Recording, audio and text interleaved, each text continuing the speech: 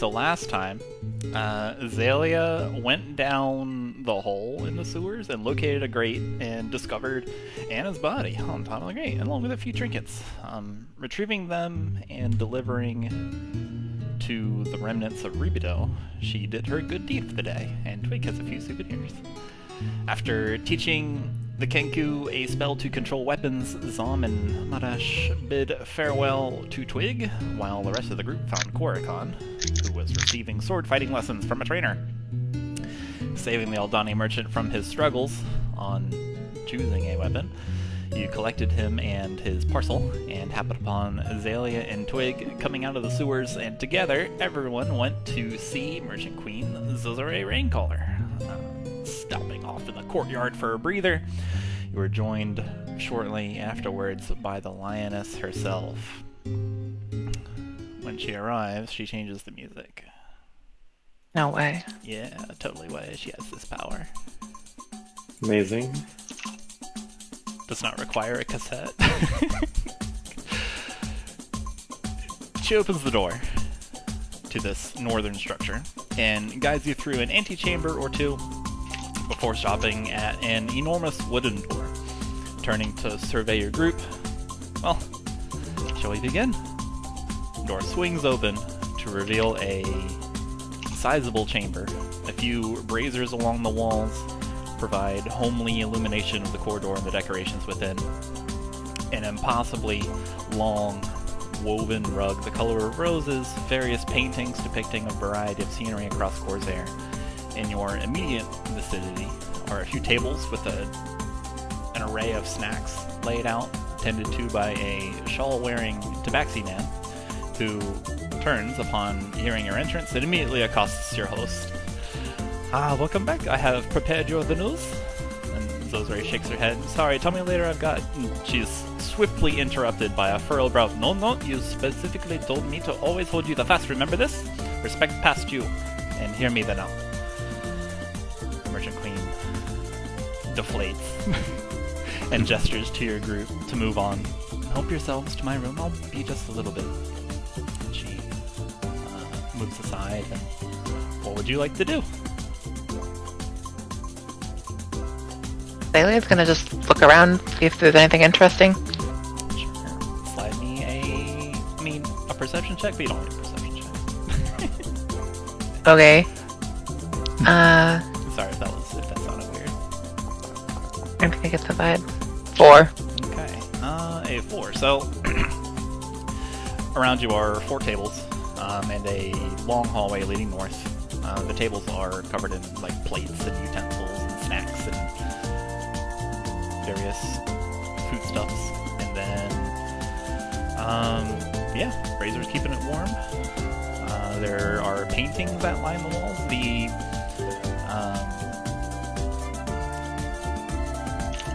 The paintings are pretty much the only decorations. There's just like the odd wooden, like quaint little wooden table with a pot standing on top of it, filling in the gaps between decorations and like pillars, and the chamber opens up to the north as well, but other than that it's just bare wall. Yeah, this stuff looks like a very large hall. Oh, even with a 4, yeah, this grand hall, it's absurdly spacious. Looks like it was designed to hold many people.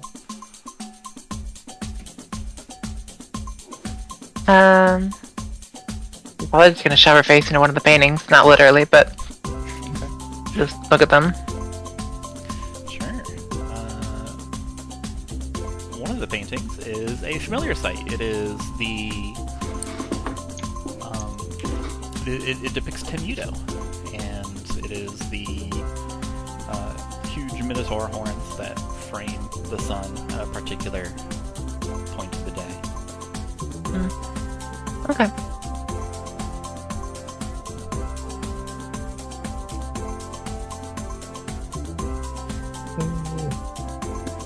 I think Makayla would be like making her way down, but like at a kind of slow pace. Honestly, she'd like would maybe stop at a painting, kind of feign interested in it. She's trying to overhear what they're saying. but not, look like she's clearly just standing around trying to hear it. Okay. Perception for you. Yeah. I think Chuman would just be walking to see if he catches anything that's particular interest for himself. 13. Okay. You can hear the Tabaxi going over just news for the day, or week, or just news, just what's the happenings and goings on of them, as you're feigning disinterest, but keeping close enough. Let's see, what you managed to hear is still no sign of the kraken that the skeletal kraken that is prowling the canals, so they're doubling guard.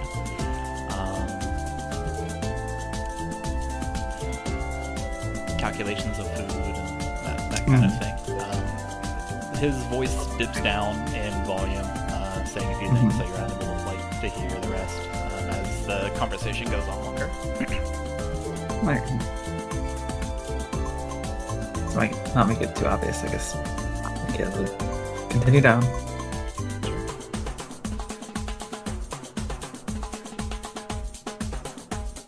Pastiche is probably just gonna stand around the entrance, waiting for the queen. Okay. Probably a few moments, the queen recognizes that your presence hasn't moved, and she gestures towards you. Please, go ahead. I'll be just a moment, I promise.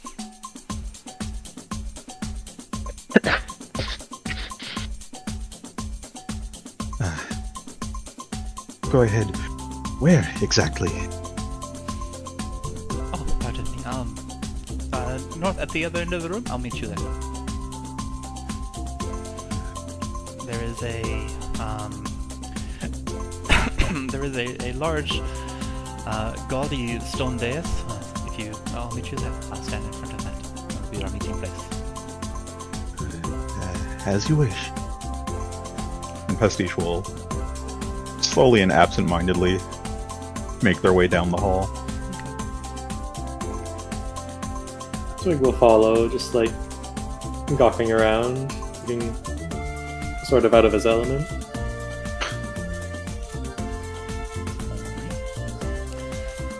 Let's see here. As you walk through this very spacious chamber, just looking around, taking in what there is to take in here. Xalia, you find the cool painting depicting Tenuto.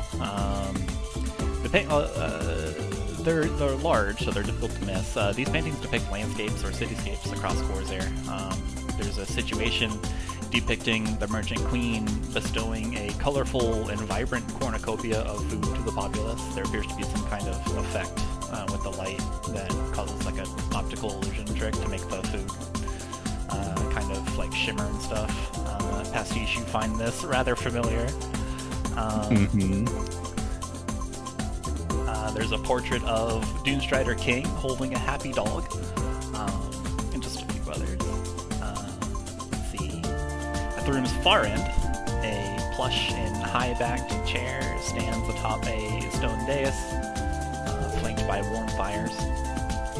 The throne itself, as you all just walk that way, has been skillfully crafted, but lacks ornaments. It will probably look exactly the same a year, 10 years, or even 100 years hence. At the foot of the dais is an oversized map of the continent. Borders between the nations are drawn with precision, but there's no flourish. To the sides are snack tables with freshly prepared meats and cheeses, among other assorted nibblers, and a pitcher from which a lovely hazelnut coffee aroma wafts. There, on the floor, as you're walking, there's the only other decorations aside from the artwork and just random pottery are lines and geometric symbols in gold on the floor.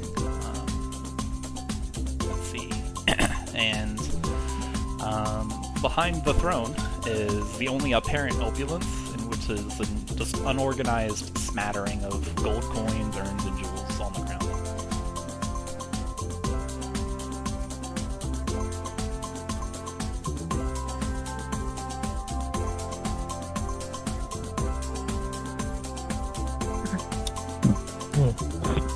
Well, you hear it is warm, comfortable. It's like the atmosphere is pleasant.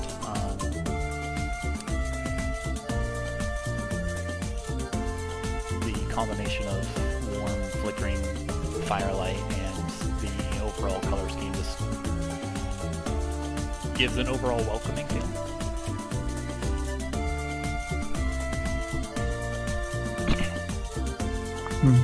Xalia is using minor illusion to just not necessarily doodle on the paintings, but like change colors, sort of deal. Make the whole thing look like it's coming from the Negaverse, or at the very least sections of it at a time. Yeah, so you invert the colors on these paintings. Just Temporarily. just temporarily apply a negative color filter on these. You notice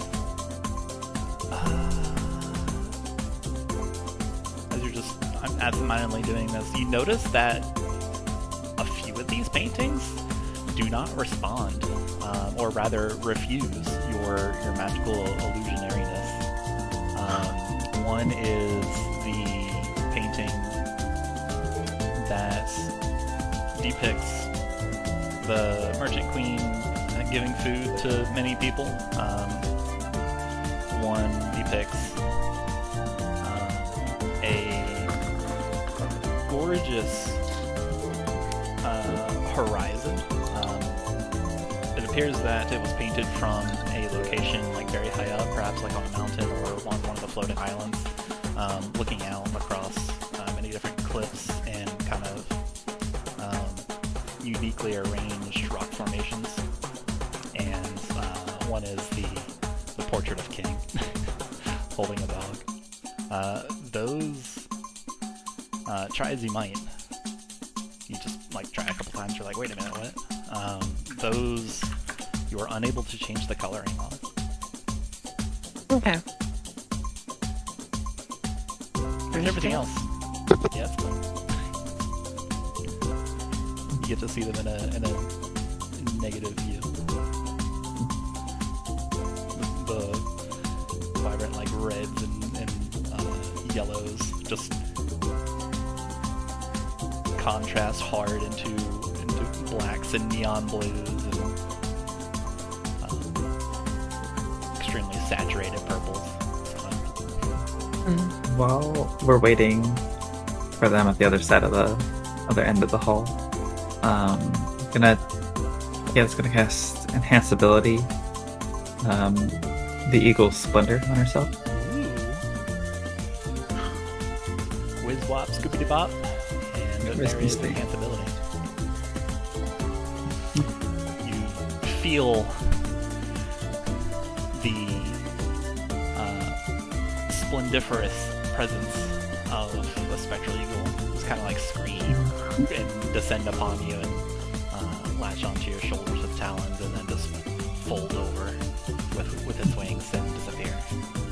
You feel Makayla stands just a little bit more confidence. a little bit more confidence. You've got a clipboard in your hand. You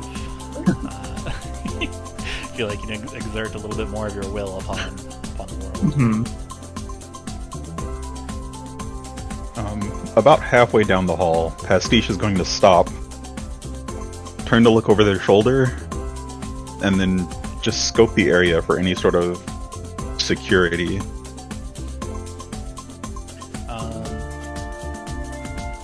Perception check. What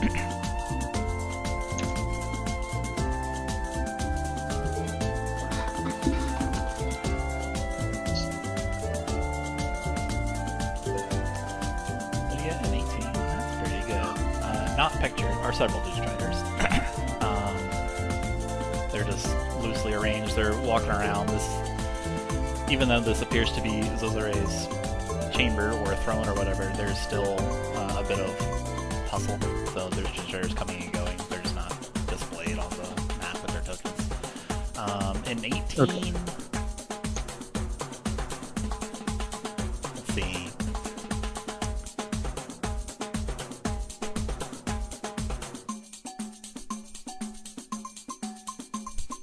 And 18 just also gets you the that they give your group a nod and acknowledge your presence. They're watching you.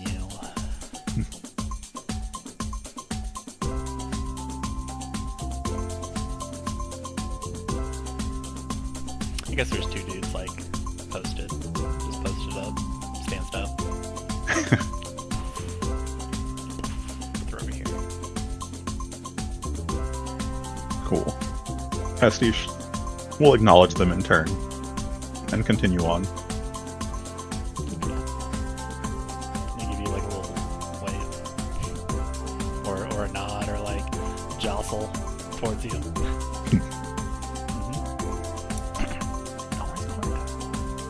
Dang it, Khorzaire, you wandered off. Hang on, let me go find No. pow. He was still eating. Khorzaire like shows up with a mouthful of food. It gets progressively smaller as he eats. He's got his box tucked under his arm.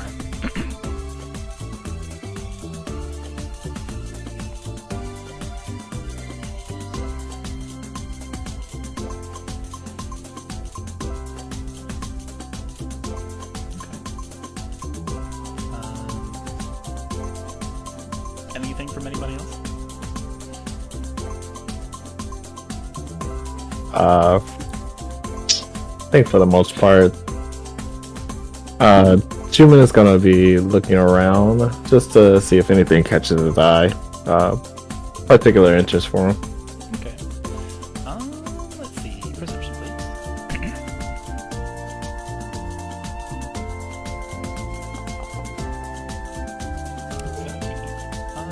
You know, some traders. There is.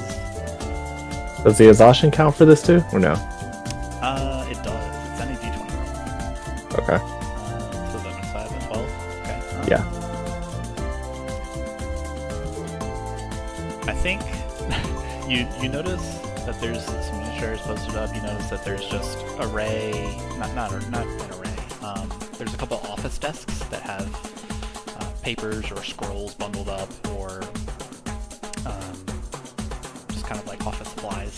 As you pass into the next part of the room, you get closer to the very large chair, the throne. It's the same thing. Yeah, it's the same thing. As you get closer to the throne, the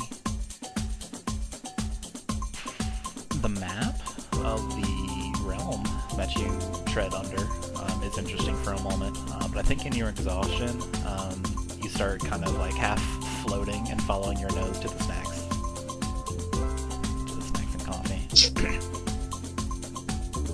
Okay. You know, as watches, there's just Chuman floating like a cartoon character. That's being led by the nose towards the Misa Jesus.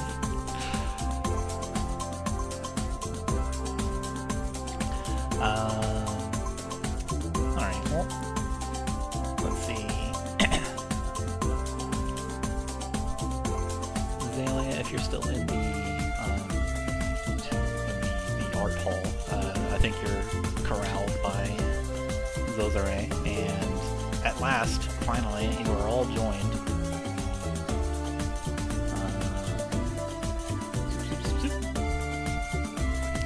In the northern part of this room, by Zozore, Raincaller, the Merchant Queen, and the previous Tabaxi. She's the dangly bits from her outfit, just like the strips of green color cloth that are just falling. So they sway around as huge sachet is to stand several feet in front of the throne, choosing to stand. And she gestures to the Tabaxi that joins her a few feet away. Apologies, you've not been here scarcely 5 minutes, and already my hospitality is out the window. This is Saracen, my advisor. She holds a paw open. I have a tendency to mix up the priorities and urgency of the happenings and goings on, and Saracen is invaluable at realigning my focus. The tawny-furred advisor bows and his ears flick. One of them you can see has just quintuple earrings in it. You can see that the paws he's standing on are bare, and he has a pair of poofy cerulean color pants with a golden waistband. And his torso is covered by a tan shawl, but otherwise he's exposed to the elements, which is fine because it's pleasant in here. It is the honor. I do bid you the welcome and cheer for your safe delivery of the merchant Khorzaire. The merchant queen has scarce been able to be still these past weeks. He nods. And Zozore smiles, opens her arms. Have you been able to partake in the wonders of Luxnox? Please, I beg you to snack upon my offerings and enjoy our tradition of sharing coffee. And she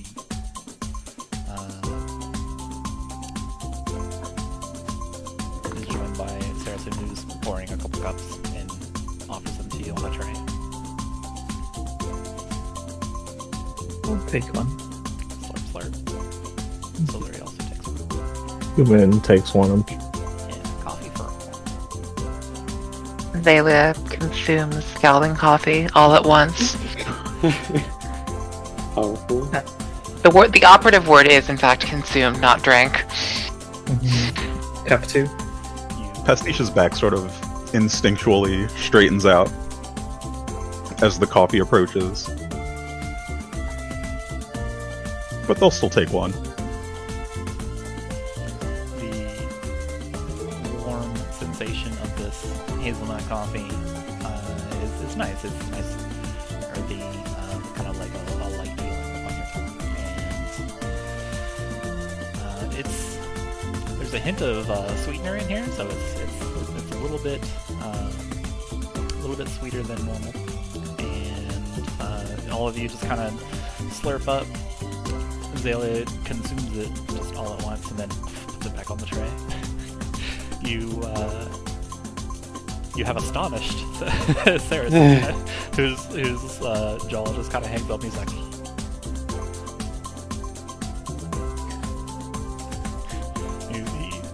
He can't help but inquire, did you... Xalia will mimic his jaw dropping. Did you taste it? Oh, forgive me. That is unseemly. Again, Xalia will mimic his exact motion with jaw dropping.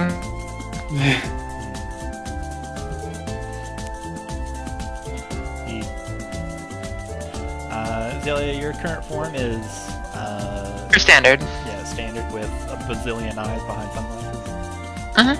But her lower jaw is now an exact copy of his. Okay. It has dropped. Alright. The drop it jaw. Okay. Does it just keep dropping? It doesn't stop eventually. Well, if it's a mimicry of Saracen's, I guess Okay. not.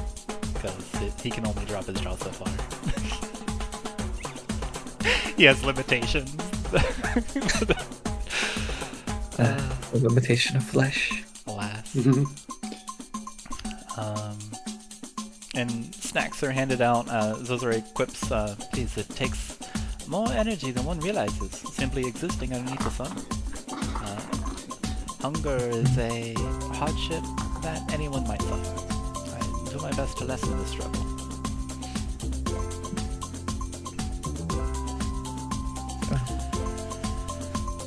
Certainly no one in the city. So it's with like considering how much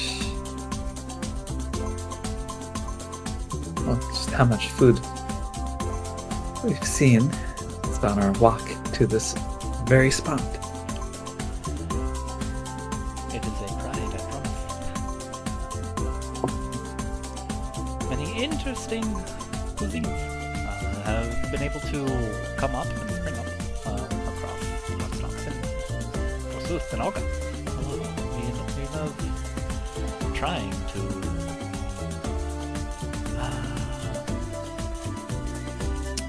send out these hors d'oeuvres across Khorzaire, but it seems like it may be an acquired taste only to this mission, but we'll see. We try. She clasps her paw digits together. So, tell me, how did you fare down below?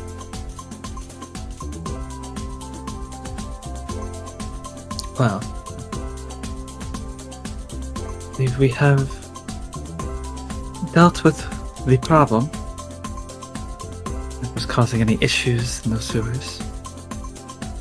And I believe we managed to all avoid your, I guess, sewer cleaner in the process. Yes. Done to that type.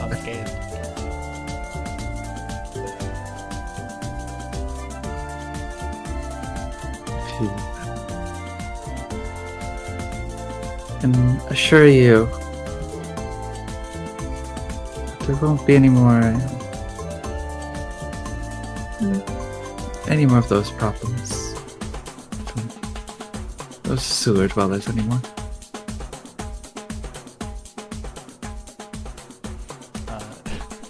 Upon hearing this, she casts a glance toward Twig, as if for confirmation. Twig is like pointedly not meeting her eye. At this point, face blank. Makayla would hold out Jessica's pendant. A bit of a macabre proof of our work. You killed them? Dealt with them.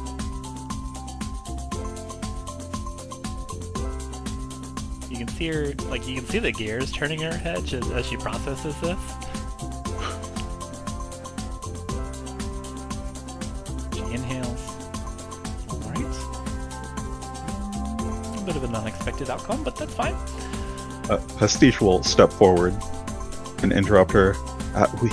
We did not kill them all. There were a few people down there. Some of them attacked us. We dealt with them. The rest, you won't have to deal with any more explosions. Of that you can be sure. If you find anyone else down there, please be kind to them.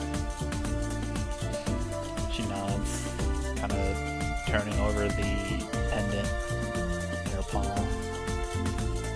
She looks at it and puts it in one of the pockets in her clothing. Alright. Well, thank you for... I suppose the word is indeed dealing with that. That certainly saved me time. That would have been most arduous task today.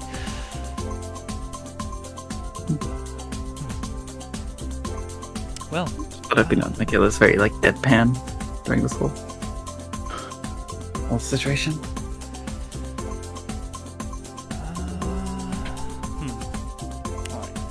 Alright, let's readjust our focus to something more happy. Tell me, has your journey been arduous? Were you in danger, Raikel? The Aldani merchant kind of like jolts to attention. No, my lady. These hirelings and I were guided here by a might shepherd across the land. I am perfectly unharmed. Also, no, never mind.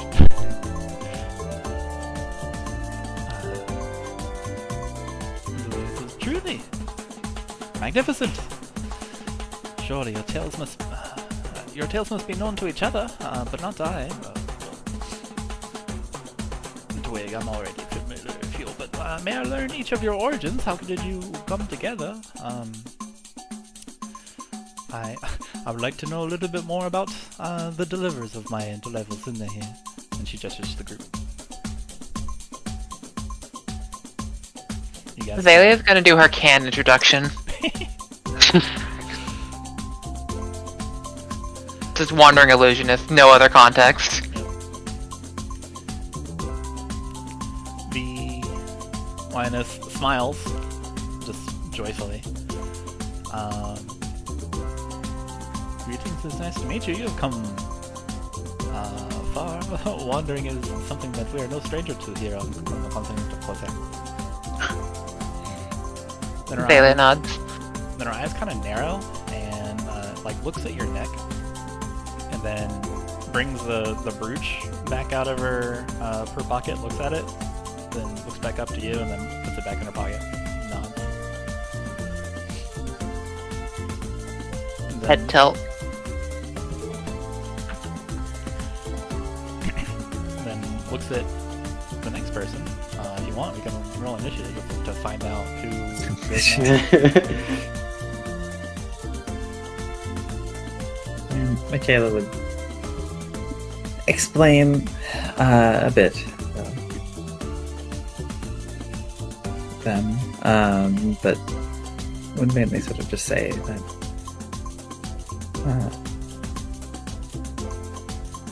there were people that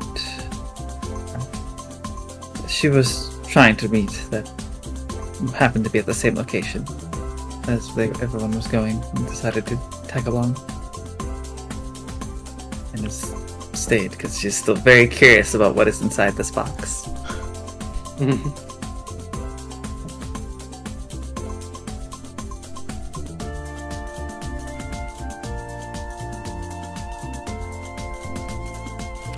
were people we were trying to meet. Who is it that I may be able to make that part of your recompense? Oh.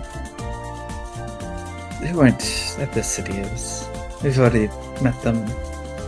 Perhaps. Sure, we'll see them again soon enough. But I do not believe they. As far as I'm aware, they were not here. Someone going by the name of Carmel. But again, I have met them. At this point, I've been traveling mainly out of curiosity. And to, I guess, a sense of duty to complete a task. Surely. I do have an appreciation for the beautiful. If you don't mind, before we proceed on, I sense some hesitation in your voice, but please, I urge you all then, you can be forthcoming with me. I am very trustworthy, of course. She smiles. I am a kind person. If you do not know me, I only wish the best.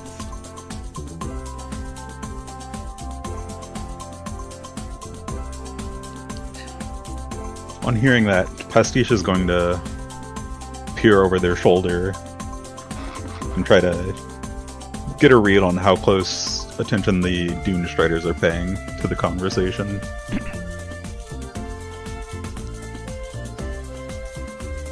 You said look over your own shoulder? Yeah. Oh, okay.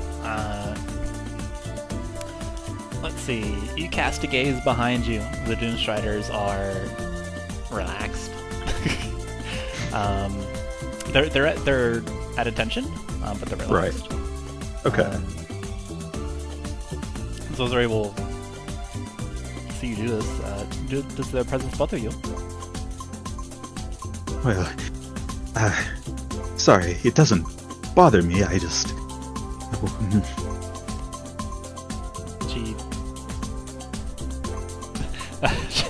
She just waves at the Dune Striders. Away, away! Go Away! Go Away! Go on break or something, have a snack. They bow and meet up together and they leave as a pair. Thank you. Well, I guess I should introduce myself. Well, you know me, I am Pastiche. I am here in search of someone. I am interested in the delivery, of course,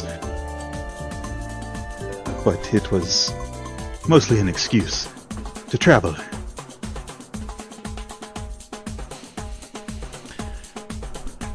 see, I am a little bit aware of your profession.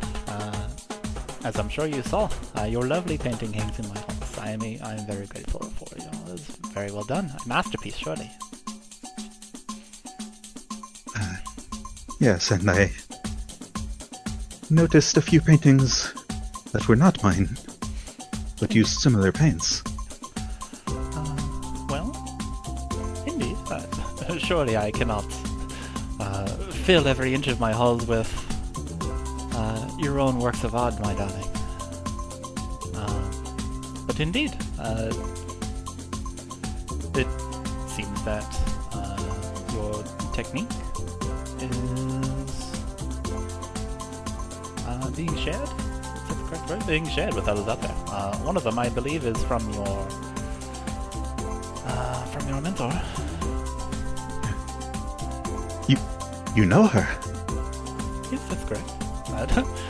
Who doesn't, darling? Well, I suppose those who are not in the art world will not. Yes, I do know her. It is how I came to learn of your own prowess, and why I sought you out. I wish to compare your techniques, and goodness, you're definitely on your way to... Queen Zozore. Yes. Pardon the interruption. When is the last time you've seen her? Zozore makes a history check.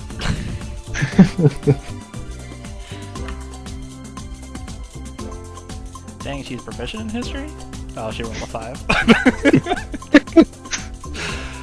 She thinks for a moment, and Paul comes up to her chin.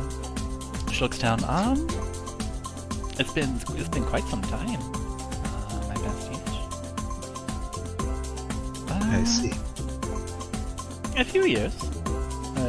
The last time I saw her was when this painting was created.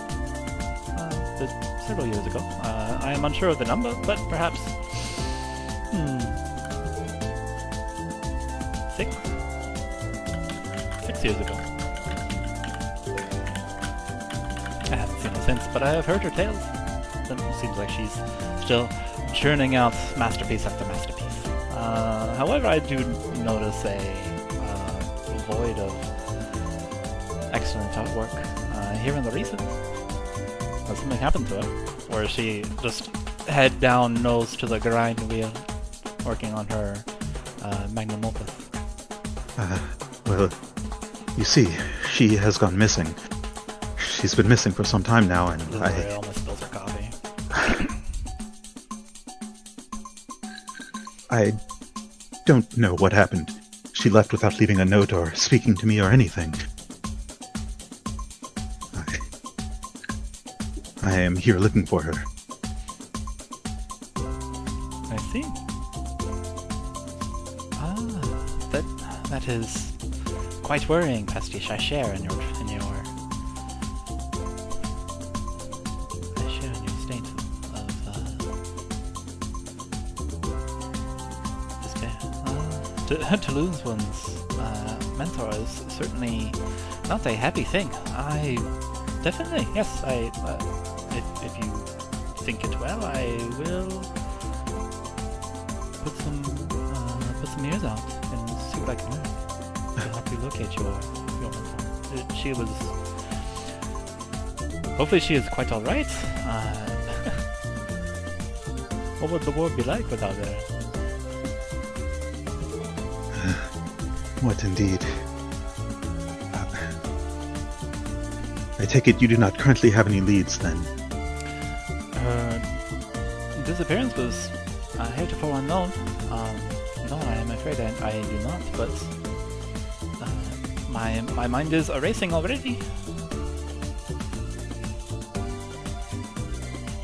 Well, if you learn anything, please, I would be the first to know.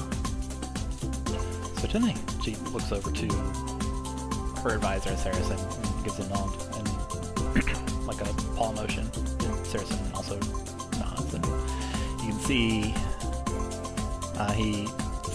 he moves the tray to hold it with one arm, and just kind of like flicks his wrist, and then like out poofs just like a little parchment on a clipboard and like a quill, and he just speaks to the dictation quill.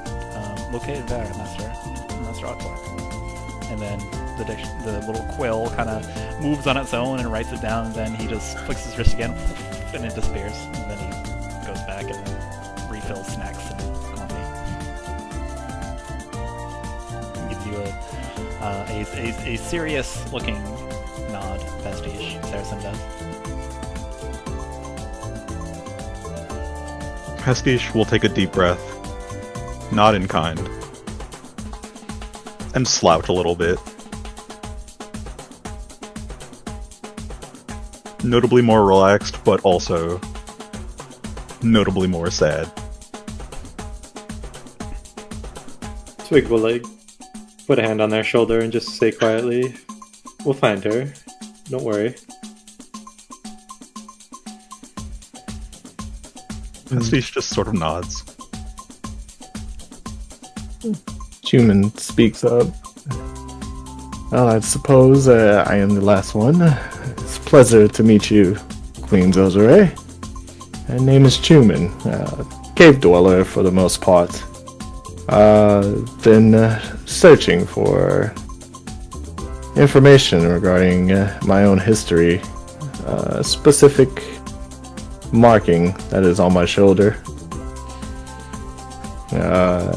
I've joined this group in order to at least find some more information regarding around it.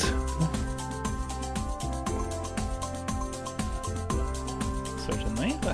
The quest to discover oneself is always an admirable one. You mentioned a marking. May I see it? Yes, sure thing. And then Chuman pulls up his sleeve on the left side and shows his shoulder. There have been markings similar to this, some more complicated than others. You can hear a funny snort from Saracen as he chortles over to Zozore. Look at all these people; they're all so willing to the disrobe for you. Mm-hmm. Is that really so unfamiliar for her? Just waves at him.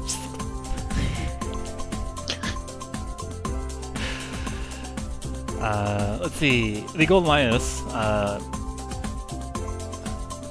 pads towards you, Chuman, and gives a look.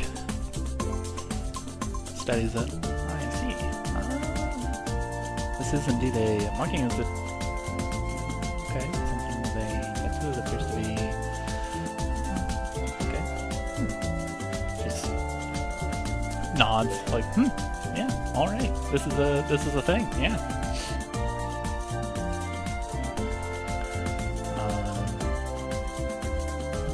Let's see. Oh. Has everyone else in the group already seen Chuman's marking? I forget. Xalia.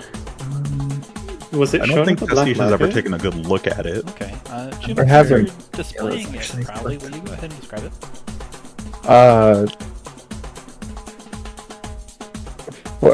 Just before I actually explain it, good timing, dog. You all have most likely seen it in a glimpse with the fight back at the Griffin, because that's when Chuman's clothes got burned. But it's a marking of a phoenix, partially with a couple of extra markings, but for the most part it is incomplete. And it's it has the resemblance of a bird displaying its wings. And, it's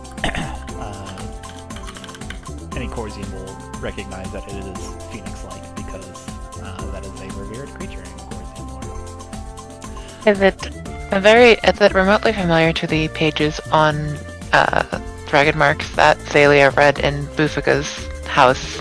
Indeed, Xalia, you are not a Khorzaire, so this phoenix thing does not have any significance of that regard to you, but it does indeed bear significant resemblance. to the charts and drawings and that kind of stuff that she found in Book's residence in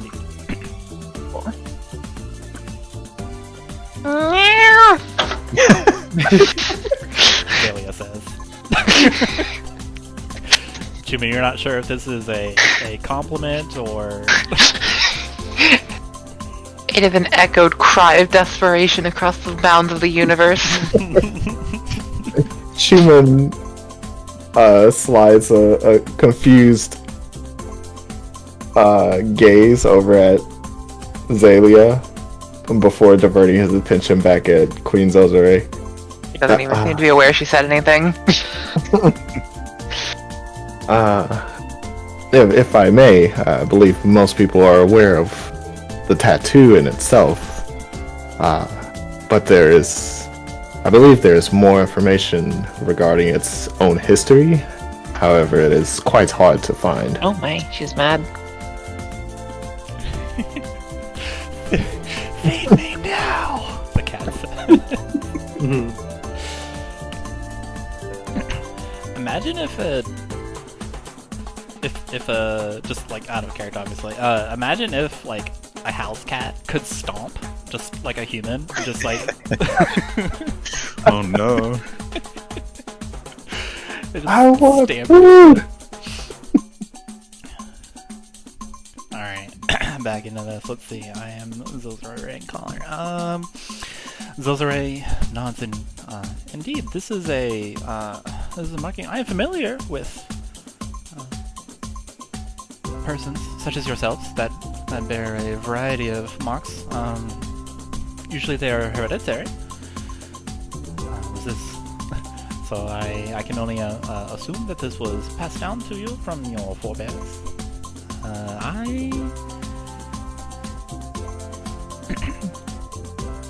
She looks back at Saracen. I may not have seen this before,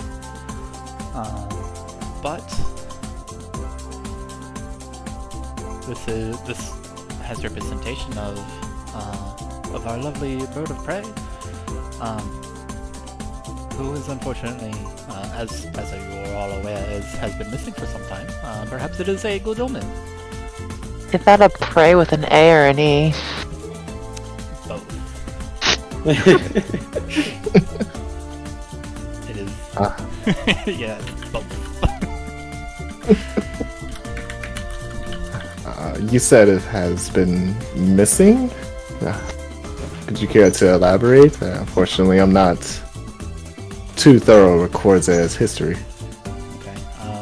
Yeah. So a bit of a hole in the lore. Khorzians. Yeah. The Phoenix has been missing for some time. I realize that I've neglected to mention that, but it's been so many years that nobody talks about it. They just know it. So for Twig, Makayla, and Pastiche, this is not new information. But for Chuman, Zozore says, yes, it is unfortunately been quite some time, some hundreds of years since this majestic being once flew our skies.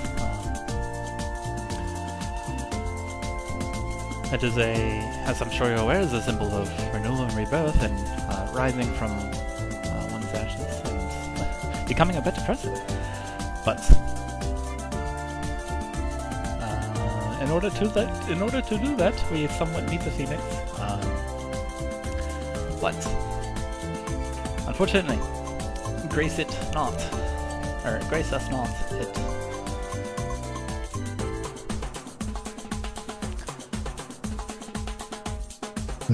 I see. The reason for its disappearance is unknown, but there are some other scholars that are working on this, and I hope that one day they're able to determine what happened. I understand. Well, if you have anywhere that I could research the mark on my shoulder, that would be most appreciated. You aim to be the scholar that finds out that locates the Phoenix? Aspirational. I like it. Sure. I dare say I might. I'll make that part of your reward. She looks at Korrigan. Upon delivery of my package. My hands are woefully empty, Korrigan. Please. Make them full. Xalia minor illusions the box in her hands. Yes, exactly like this. Put the box here, Korrigan. You'll be given an outline. And Xalia makes it like a red checked outline on the box's dimensions. Is there an X in the middle of it too? Yes. Korrigan hefts the box out, doesn't open it. Hefts the box out in his open claws and just moves toward the Merchant Queen, Zozore. And then he looks at the illusion and he tries to set the box in her paw, like in her outstretched paws, like as close as he can, just lining it up with the outline of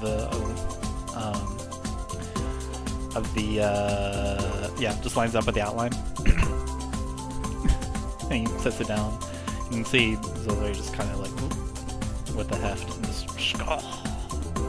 Xalia's gonna tilt the minor illusion very slightly, so he just got it barely wrong. Oh no! He's in fact gonna like twist it a little bit so it doesn't actually quite fit the dimension of the box.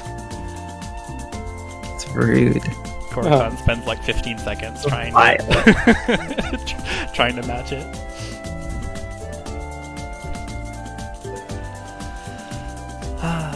Well, thank you all for telling me your tales. I feel closer to you already.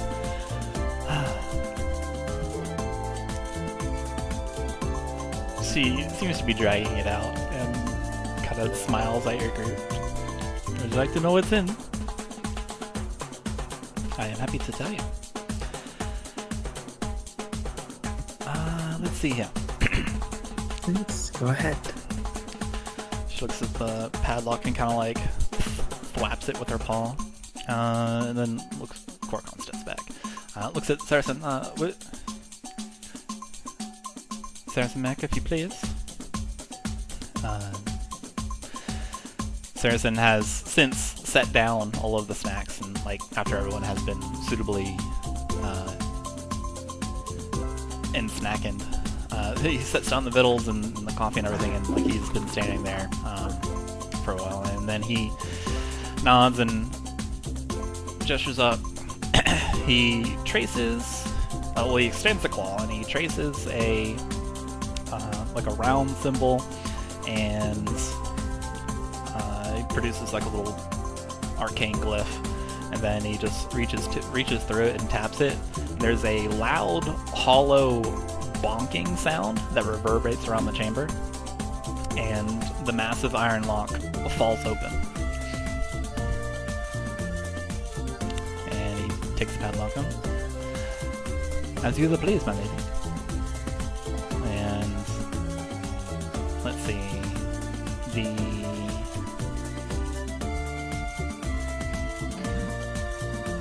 Zozore, who's still standing in front of you all, goes and opens it up.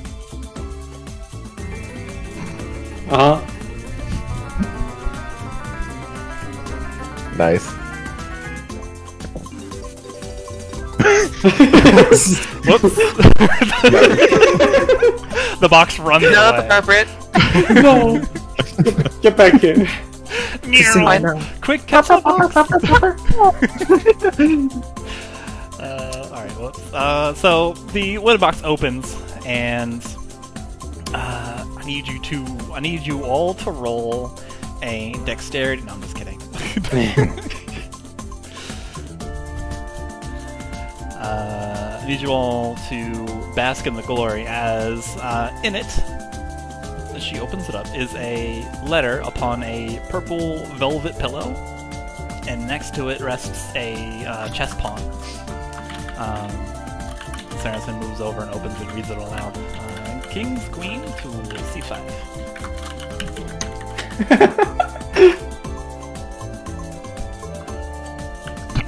Xalia minor illusion the chessboard right in front of her and makes the move. Whoops. Chuman just looks over to Korrigan. And then looks back. Korokon, you don't need an insight check to see that Korokon is as confused as you are, Chuman.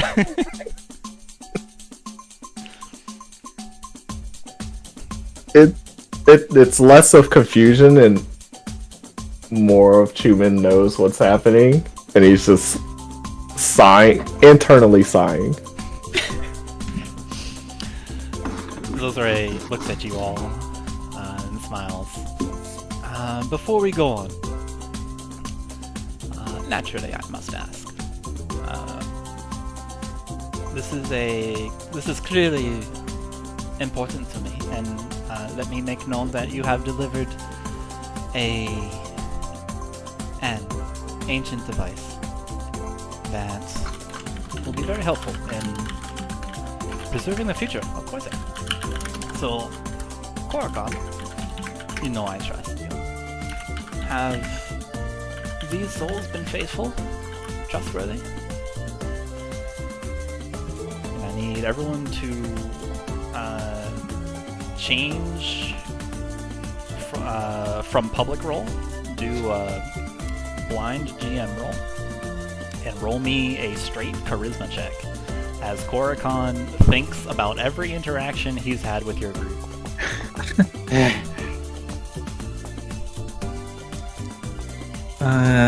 Is that at advantage with mine? Yeah, for you. Okay. Oh, Straight charisma check. Oh, we don't even get to see it in blind GM. Cool. That's fine. Yeah. Remember to turn back to public after you do that. Turning back to public. alright. Let's see. Music stops. I hope we bombed and he just tells her we're all terrible. Yeah, we all got one. Arrest them this instant. Korokon thinks and considers. He looks down. Clears his throat, clacks his mandibles. Thinks about all the good things you guys have done for him. The troubles that you've pulled him out of. He thinks about the times he got offended, the quips towards them, and he looks back, and his gaze lands upon each of you, and based on you guys' rolls, from the perspective of this humble Aldani, these people are altruistic souls. Each location we came across, there was an urge to leave it better than when they arrived. Whether they were successful each time, I do not know for certain, for they did not always regale with the tale. However, each of them, individuals, come to trust each other, and it is apparent that for all their mannerisms that make themselves unique, there is a thread of friendship forged in the light of the Khorzaire sun between them. They did have done things to assault my pride as an Aldani merchant. They turned me into a cat, but they assured it was for my safety, something they have endured to maintain even when I was under direct duress.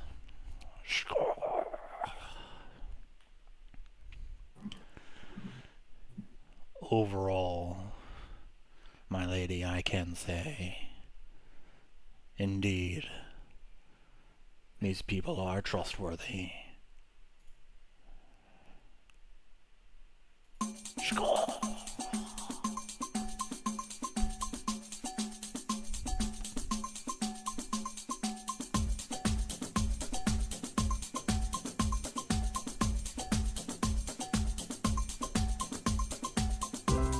She gives a little bit of a smile. Thank you, Korakhan.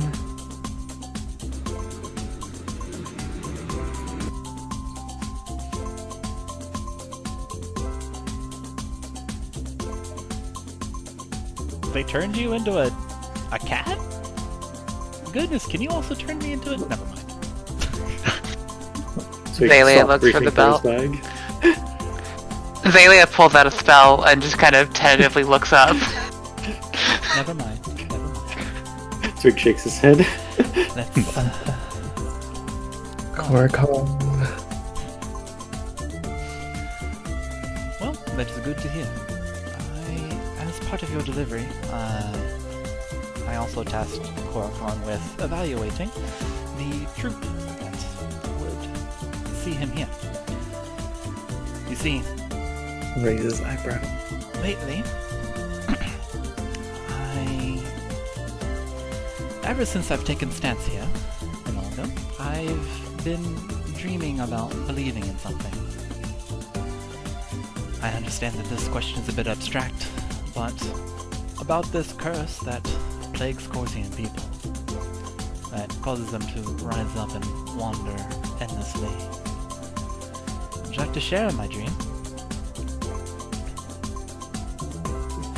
Twig, perks up and says, "You want to end the curse of wandering?"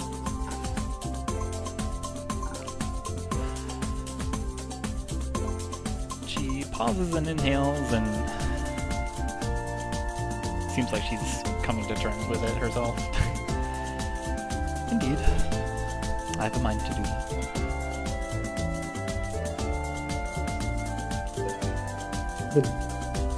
Of course, I would do anything I can to help you.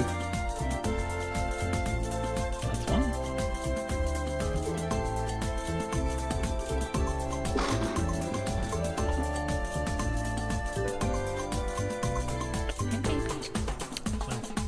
I think,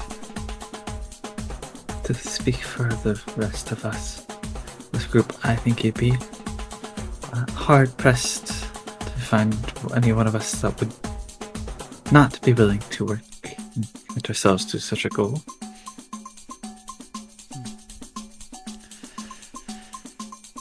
Noble one at that. Thank you, my dear Nashia. So, feast your eyes. And she takes the velvet pillow and takes it out of the box and hands it to Saracen. And below that, she kind of adjusts it so you can see it. Below the pillow was a recess, like a little velvet recess, where there is a pendant. It looks like a little necklace object. Where, let's see, it has like gold. It's overall shiny, shimmery gold, and it's got concentric circles. And the music changes for something cooler, something more mystery. So it's this necklace. It's this golden pendant, and it's got inlaid circles, just kind of concentric, going towards a diamond that is nestled in the center. She plucks it out and kind of displays it. This is this. I'm just overwhelmed. I'm happy that it's here. This is a talisman. It has the unique ability to show you the way to something. That something is a bit more abstract. See, it's like it doesn't show you to an object. It doesn't show you to a person. It shows you the way to an outcome. It's a little bit more abstract than that. This comes from a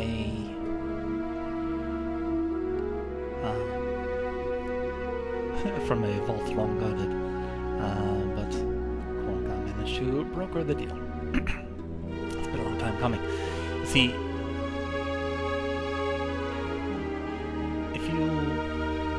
propose a goal to this talisman.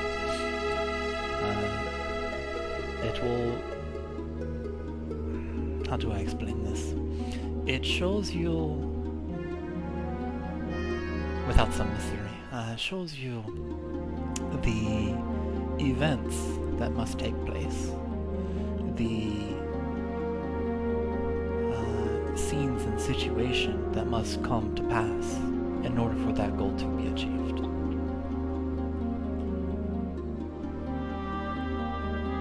So, if we ask... Like divination. Magic. Indeed. You are versed in such a thing? Excellent.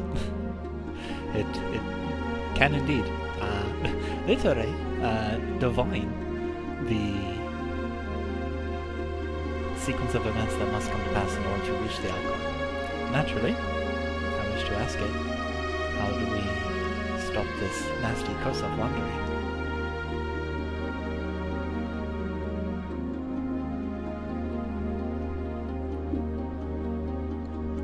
Anything. Truly, anything. Truly believe that will show us a way. And if there is no way, what does it show then? Where there's a will, there is always a way, don't you know? See. Sometimes it is obscure and would be something that we would never think of. Sometimes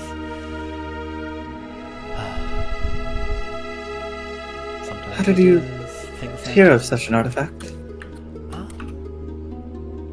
Have I ever heard of this?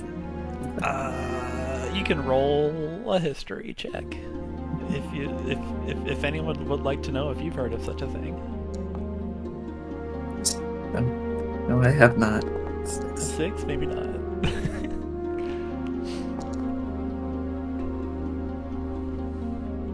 Okay.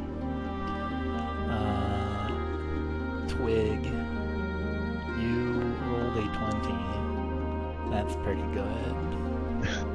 I think a 3 is pretty close. A 3 is also pretty close. That's what you need. You're like right on the cusp. Okay.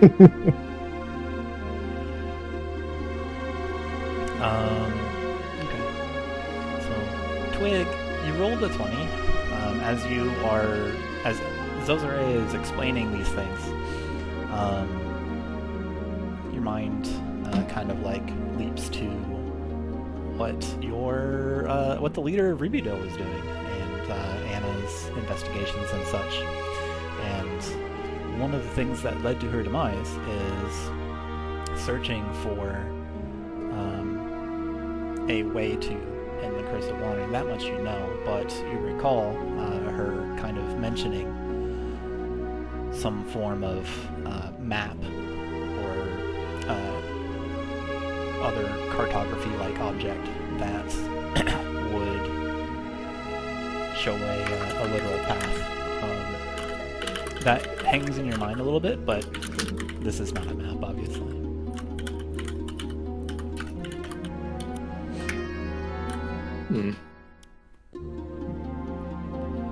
Twig will speak up about it. This reminds me of something I've heard of before. A map that would literally show you the way to your goal. It's almost like this pendant, but not quite the same.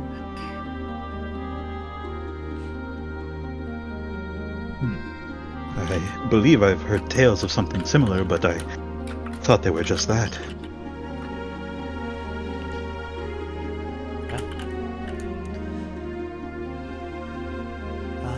Allow me... as you can see, allow me to explain. Well, I suppose it doesn't bear explaining. Having this is clearly a dangerous object. I don't need to tell you that. So there was some secrecy needed to bring it here, and also the necessity of bringing it in a fashion of such unassuming as the core compost.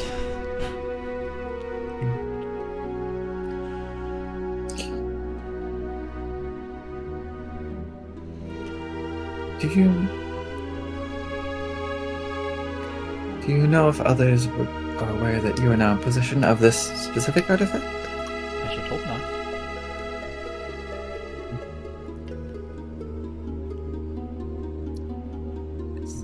With many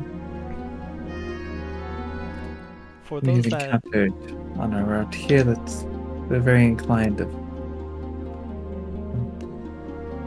getting in Korakon's way. I suppose. then I do have some fear. For those that know about it, I should verily hope that they do not know that the position is now mine. But even if they don't, I have a sneaking suspicion that we'll be able to fend them off. Since I understood the mission, we win, so to speak. Well done. If it has been sought out by groups, I certainly congratulate you on fending them off. Speaking of which, there is one thing I think you should know. When we on our way here, there was a town a ways away called Lampshade. The leader of that town, Bufuga, seemed awfully interested in this package, trying to get it. I'm sorry, the leader of that town, Bufuga. I am not familiar with that name. Zalia's gonna minor illusion of him and Minnie. You create this little action figure of Bufuga. Bookbinder. I am not familiar with this person. That is not the leader of Lampshade. Last I checked. It is a lovely young woman. Twig takes a breath and just says, "Ah, well, that explains some things." It would appear they've had a change of leadership. Late. In any case, he seemed to be after your life as well. She looks at Saracen, who nods and, yes, my lady. I'll make a note of it. Twig nods.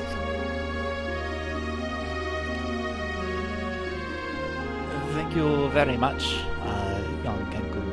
Twig was your the name? We Twig nods. certainly appreciate it. If there is to be the attack on Zozore's person, then keeping her the safest invaluable. You've allowed us to be aware of it.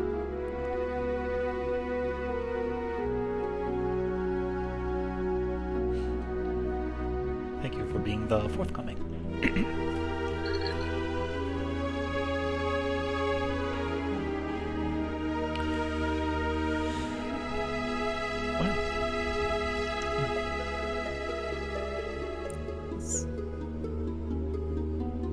This has been quite the secret you've shared with us. Indeed, I'd like to show you one more. There is a second part of it. It's not enough to simply have possession of it, of this talisman. There is a second part. You have to be able to read the legend, as so to speak. You have to be able to. You have to be able to read. That is the easiest way I can explain it. I am in possession of such an ability. I do not know who else does, but I know it is something that you. It is an ability that you can gain. But allow me to show you. She smiles. She looks excited. You can finally know how to do it. And she holds it aloft. She sets the box down like next to her and just like kicks it. It follows. She holds the talisman aloft and kind of like twirls the chain in her palm and holds the talisman. She looks at it, says, Forgive me if this sounds a little stiff. Talisman, show me my heart's desire. And what happens next is a brilliant display of an ocean of stars and constellations, as if you were gazing at the night sky, explodes into view, expanding to cover the entire chamber you're in, just sparkling and dazzling. There's a moment of wonder as all of these glitters hang in the air. You can see Zozore's eyes dart to different places, and you can see like they kind of glaze over as she seems to see things that you do not, and you can see her mouth kind of hang open. She nods. I see. And then Chuman, I've got news for you. You're able to see, you are able to see many pictures and moving pictures and different scenes depicting events in this massive constellation that swirls all around you. It's like 360 degrees. As you turn around and you look, you can see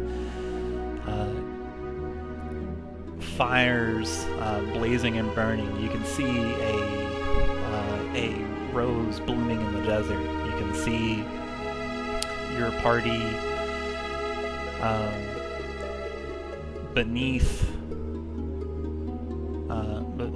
beneath depths and depths of ground, and skulking about some catacombs.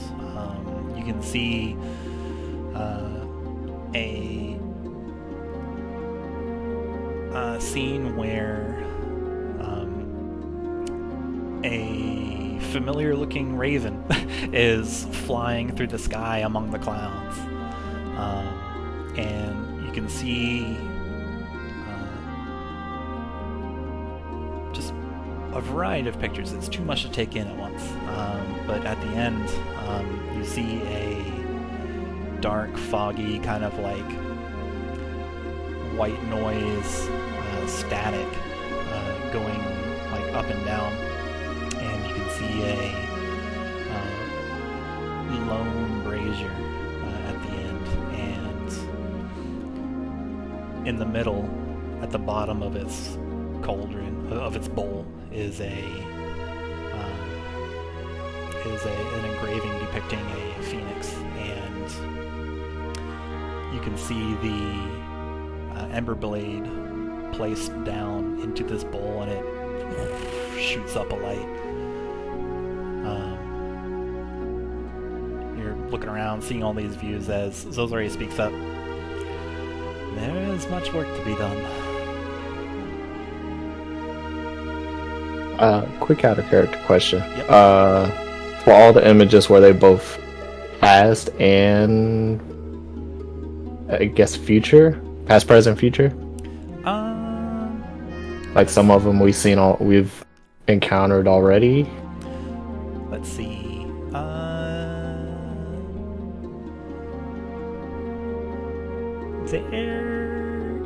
It would be a variety of timetables here. You identify one event as happening in the past, and that is you defeating a crazed transmutation wizard who, alongside a Loxodon and a couple other party members, and a robot man, and all that kind of weird stuff. Right. Okay.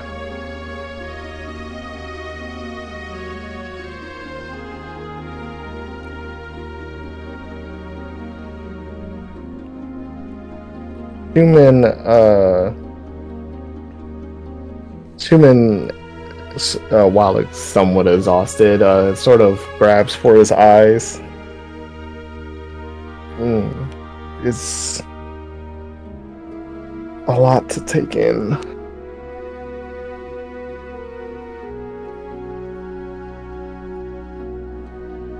are seeing it as well. Huh?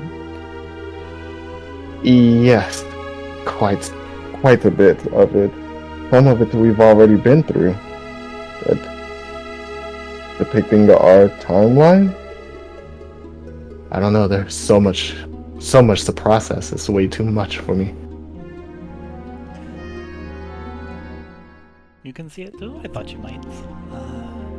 Indeed, it is overwhelming all at once.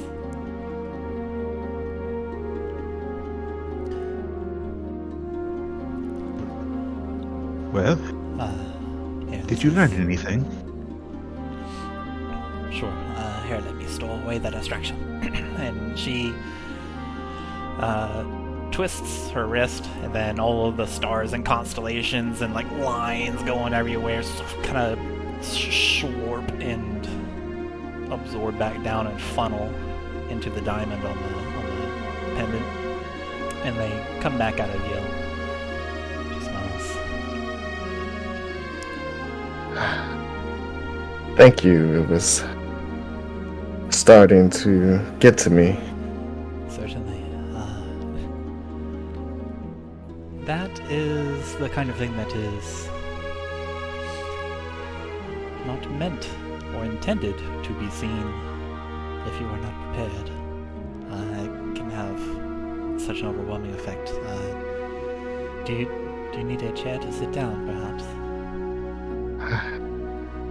Yes, please.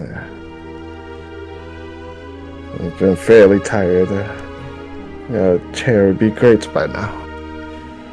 Her advisor flicks his wrist, and then just there's a throw pillow just apparates into view in his hand, and kind of shakes his head, and he just flips it back down again, and he goes and scoots you a little wooden chair.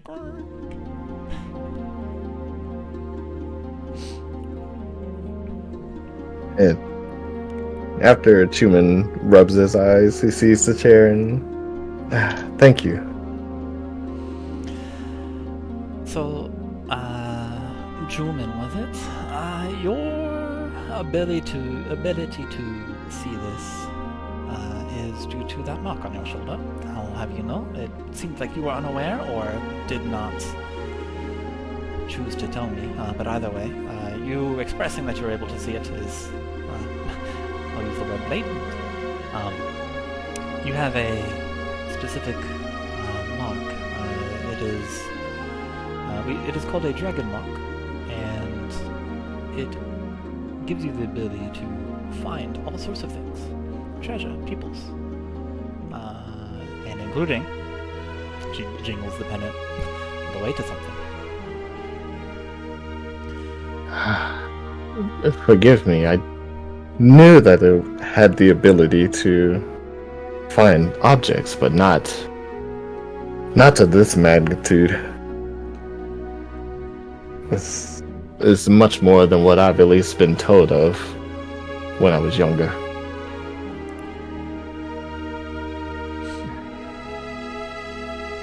And then, if that is the case,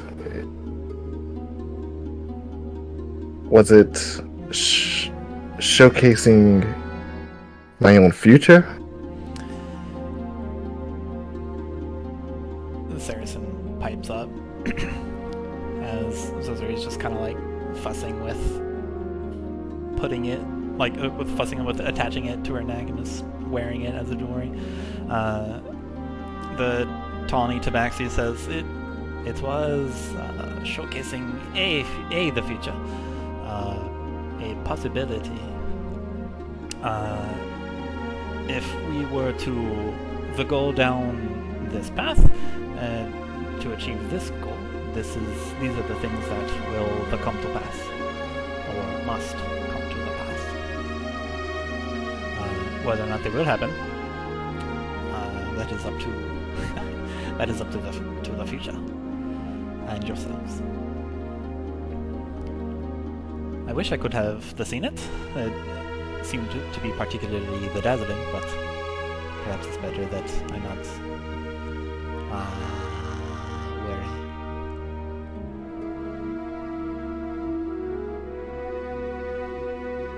It is quite alright. It is much more than I would be able to recall for you all, at the once at least. But I do know that at the end there was a great fire blazing and a phoenix. But there was so much happening at the same time, it was hard to tell what exactly caused it.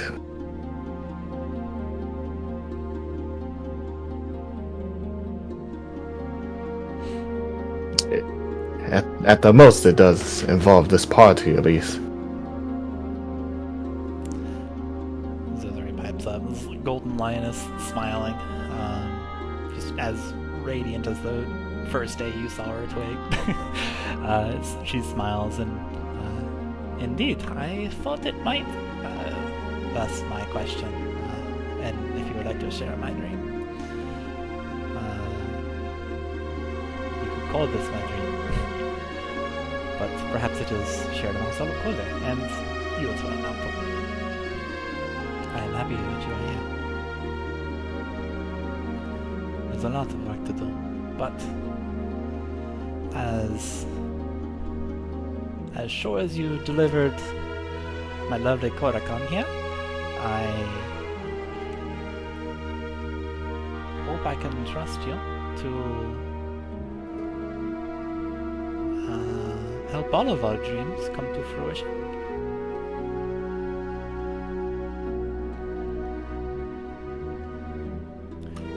You won't have to suffer the dead walking among us anymore. And if, at the end, it looks like we'll be able to bring the Phoenix back, that would be lovely. We'd all be rewarded.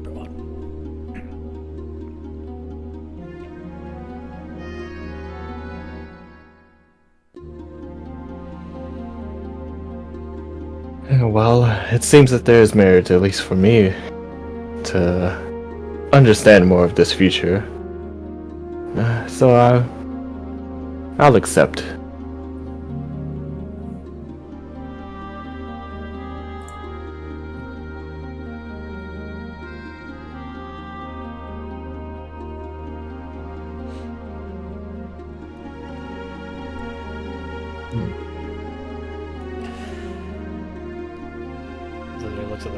I can imagine that those that could not see the chart laid out for us among the stars might be a little bit more skeptical, but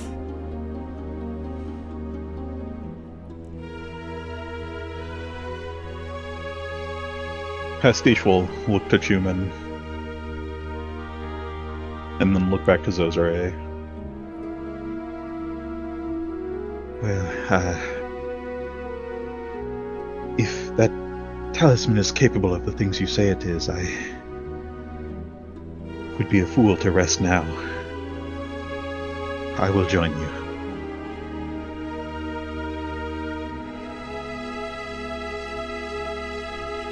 One of the things we could easily do, Pastiche, is locate the whereabouts of your mentor with this talisman.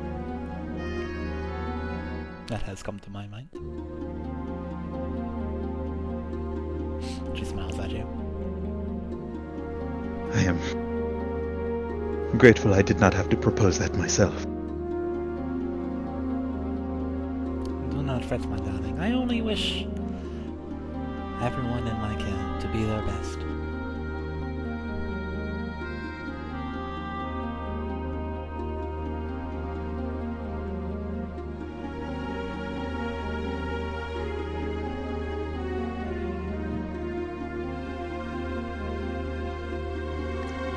Makayla looks relatively deep in thought, and eventually says,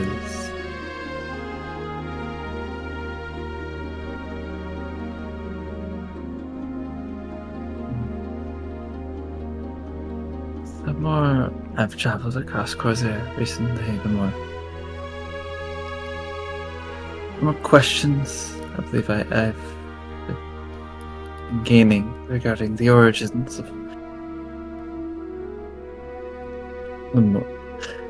the Curse of Wandering, the Morning, Zero, Khorzaire's history as a whole.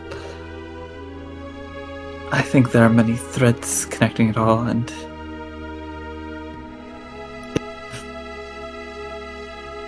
this amulet prophesizes that I am to have some part to play in it.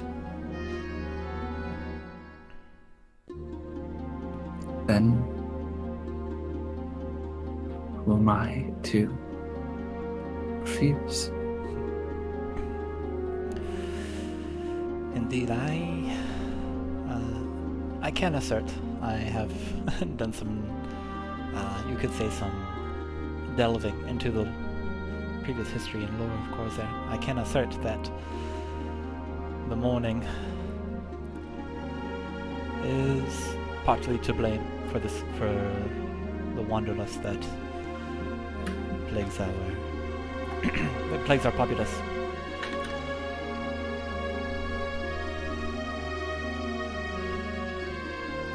If you say that you have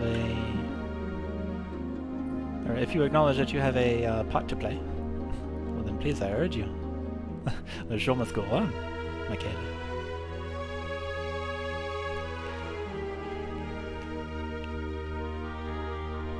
I have always had a fondness for the Nishia tribe. Have you now? But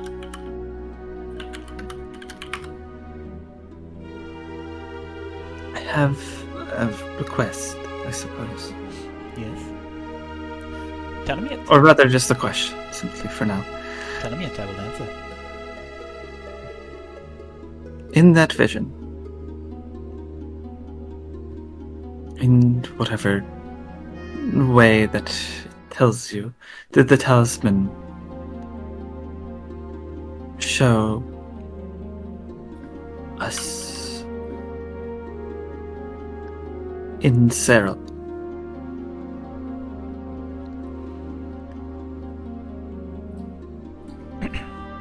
Us, you, your group. If the... I guess we can call it a prophecy. If the prophecy is true, and what my heart's desire, what it decides my heart's desire is to clear the Curse of Wandering, indeed, it appears that the current best path is your group, and doing something in Zero, something about fire, razors, torches. No, it's as if that's like kind of what she if that's like what she expected.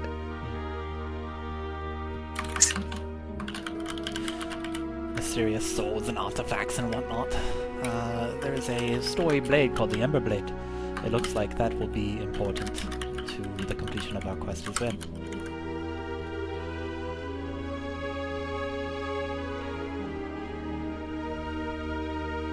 Gorkan, I think I'll have you fetch that next. If you could spin up your brokered deals. Spares a glance at Pastiche. Sort of like, do you think it's a good idea? Pastiche will just sort of nod. Well, if we are to be part of our goal, dream,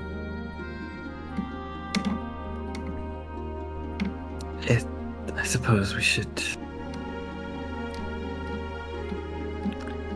share all that we know, all that we have.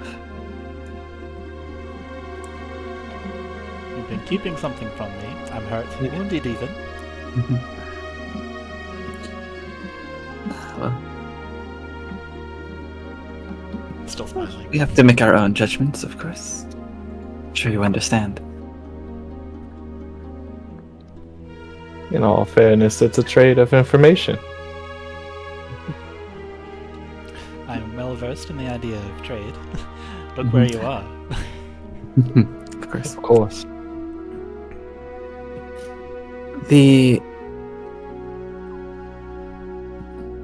Among our escapades on our trip here, we went into a ruin.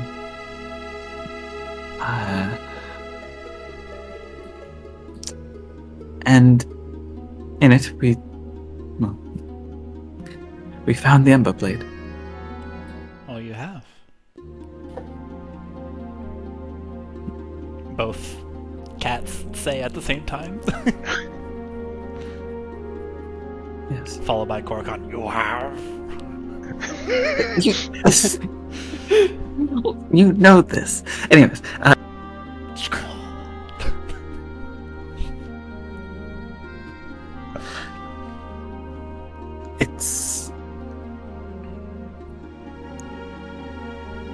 we have been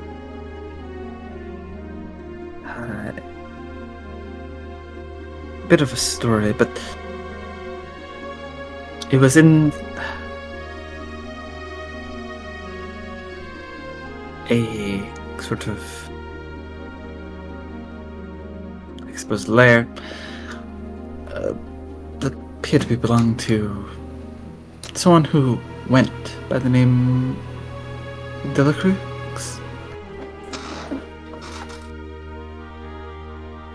Okay. You are versed in Khorzaire history. Does that name mean anything to you? I believe Zozore was a history check. Looks at both of them. Hang on, Zozore is awesome. She rolled a 14. 23.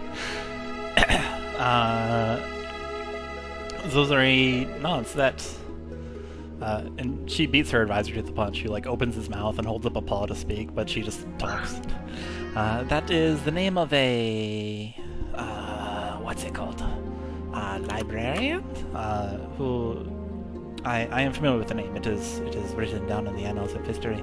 It is one of the most trusted advisors of God Emperor Wenceslas before his departure. Indeed.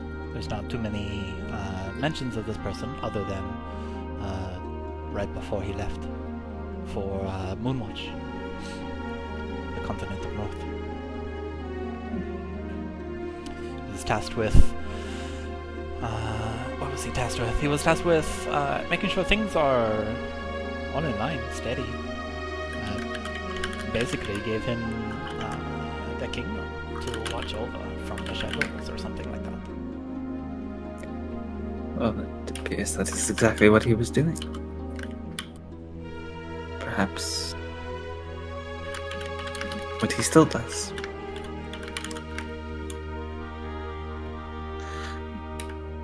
Regardless, Well, he may not be too important. We did not see any stuffy-looking men with librarian goggles on. I believe he took up a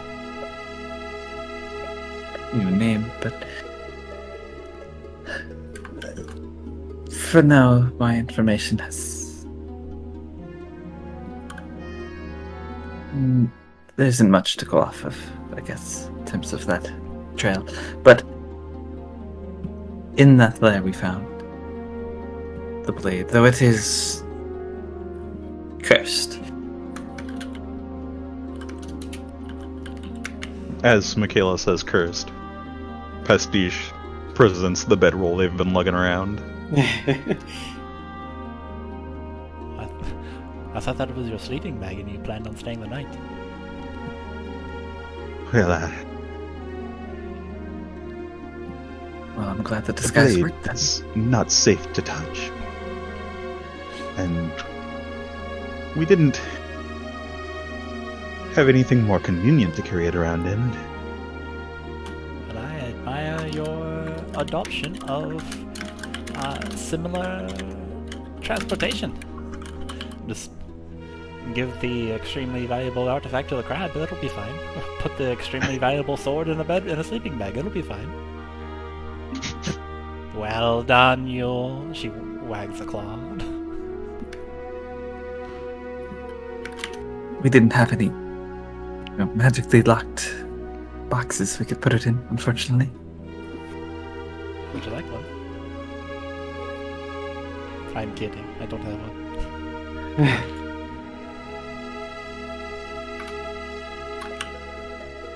Well, if you find one, this is certainly an object that belongs in one.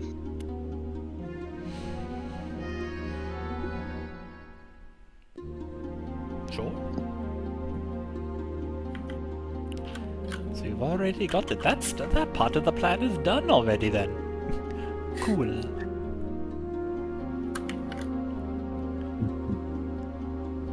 You said it's not safe to touch. I'm afraid we'll have to touch it eventually.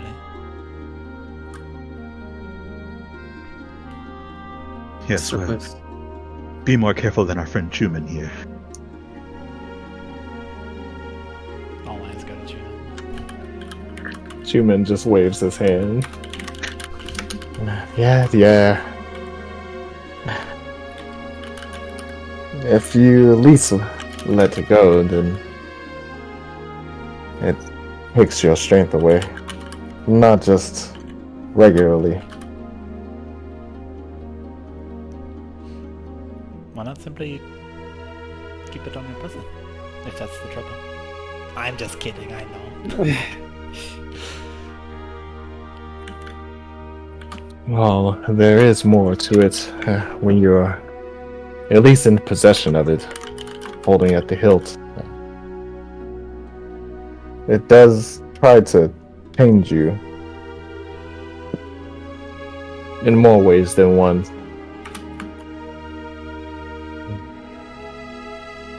We don't know enough about it, but not worth finding out as of right now. Not until we find more information about it. Alright.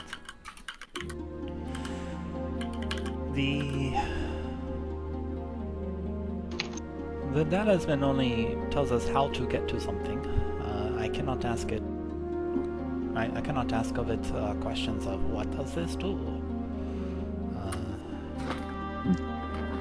So that part's out. Let me think.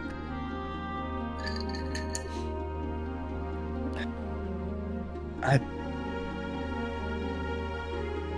believe, Chuman, you said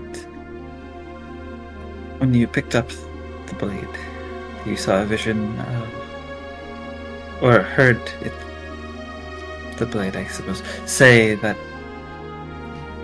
it wanted to go to the Zero, right?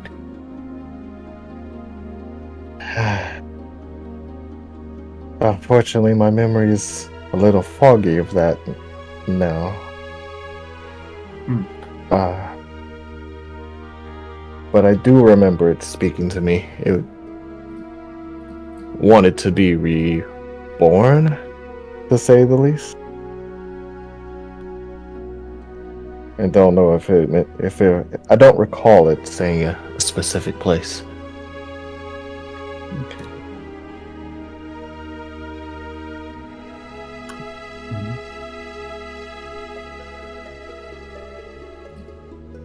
Well,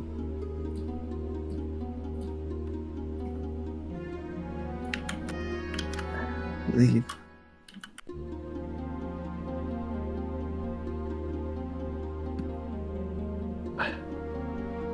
Yes? I believe that is, I remember you saying that specifically, but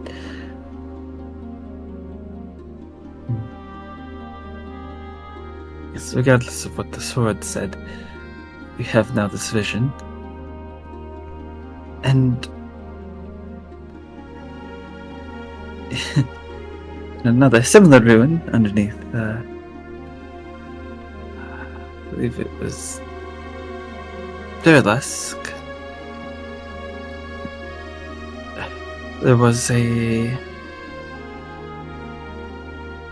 inscription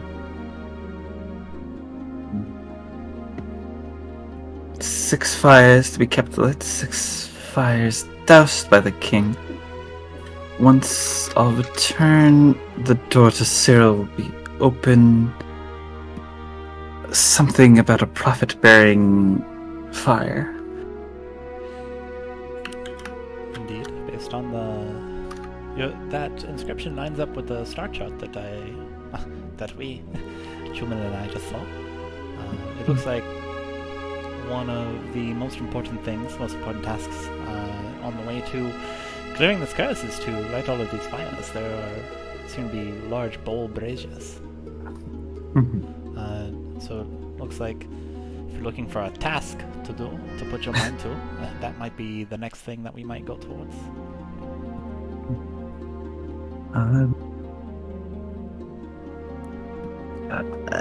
I know I made a map of, like a copy of the map that was in, where we fought. You did, yeah. The Herald. I forget how many like points of interest were there in that one. I don't think There It was one for each nation, Mm-hmm. And one for Cyril. Yeah. Okay. So it was 7, right?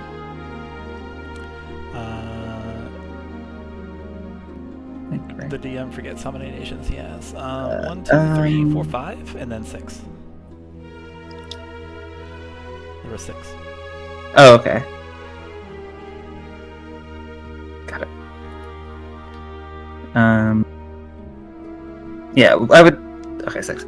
I would pull out said map and explain, like, yeah, we found this. There was a sort of map or diagram, I suppose, where we found the Everblade. There were candles sort of placed around in a map of Khorzaire itself. Holandis and the lagoon, those candles were lit, while Durlusk, Serov, Alga, and Nexternet were unlit. Could be that, but we ourselves lit Durlusk, the sort of basin at Durlusk. So it is a little unclear on what that meant, but it seemed important. Zozore lays a claw on the point of interest near Luxnox. I think I know where that is. Yes, where? It is east of here. Recent times saw literal rise to a pyramid structure some hours east of here. People, adventurers such as yourselves, went into it looking for riches and stuff. Despite my warnings, don't go in, please, no. But there has not been any tale from those people since they came in. Only a few rumors that they have met their ends. Recently, a Moonlight Shepherd came here with a man and bid permission to go in. They did, but that was a disaster, so I also ordered that Moonlight Shepherd to ward off the entrance and ensure that no one else goes in. This pyramid, if it is based on, if it is to scale or at all, holds this next piece of the puzzle.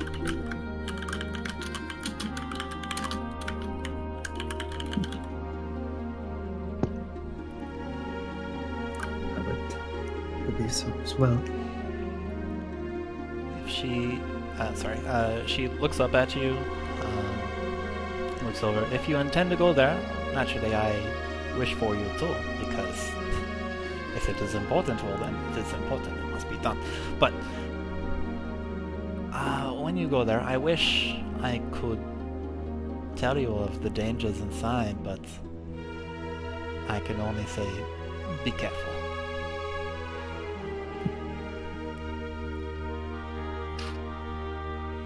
The moment you step in, peril.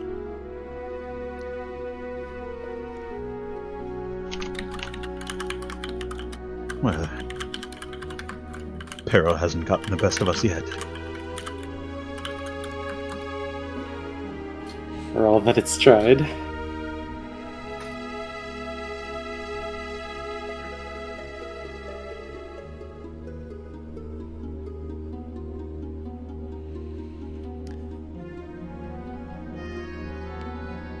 Well, the entrance is currently warded.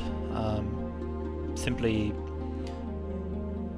I will write you a letter of introduction to let the Moonlight Shepherd there know that I have personally given you my okay. Saracen, will you write it for me? Yes, my lady.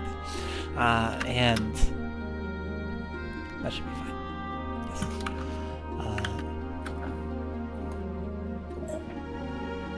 I hate to push you in that direction, but you can see I am eager to. Now that we have this concrete proof, this stepping stone, I'm eager to see the task done. You may do whatever you wish. If you would like, if you think one of these other points of interest are more valuable, then we can go. Or if you would like to do something entirely else, I will, with a heavy heart, wave at you and say goodbye. Do you know of anything? I do know that anything there are. About any of these? I do know that there are many other bracers like this. I do not specifically know their locations, but I work closely with the Merchant King of Durlusk. There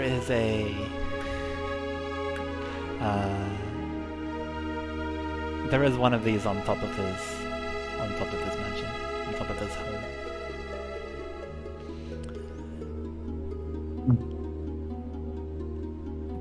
Sorry, I call it his home because he spends so much time there. It's on top of Zozore. Sorry, not Zozore. It was named after me. He is so nice. It's on top of Zozo Academy.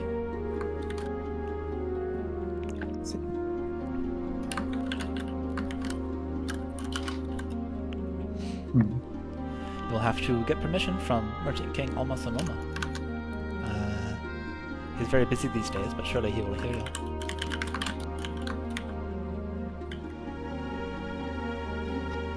Speaking of which, she turns to Saracen. Is that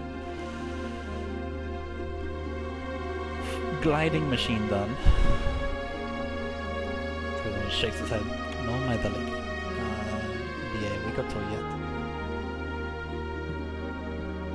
The one being constructed in that yet unnamed town? Or Yes. Settlement, I suppose. Yes, that one. It is a construction born from Lady Zozore's and Merchant King Alma's joint venture. We figured it would be an easier way to travel across the land, and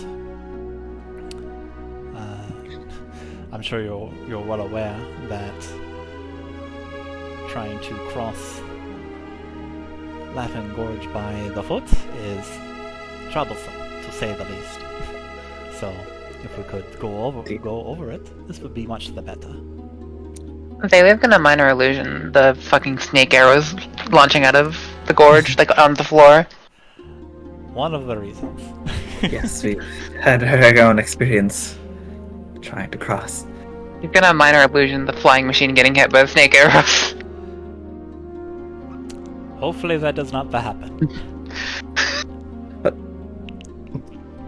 Pardon this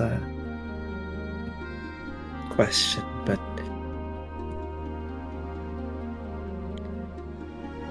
why is that project being headed by a talking bird? Immediately, Twig. Zozore. This is purely for my own Oh yeah, If you Twig look at Twig. just gives her a glance. You know what I meant. Yeah. Immediately everybody looks at Twig. Zozore smiles. He is very capable. That is the reason why. Yeah.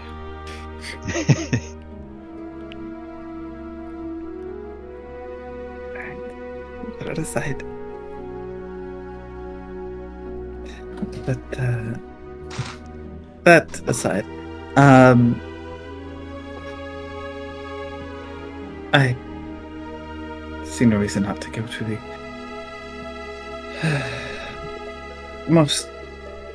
the closest to the east.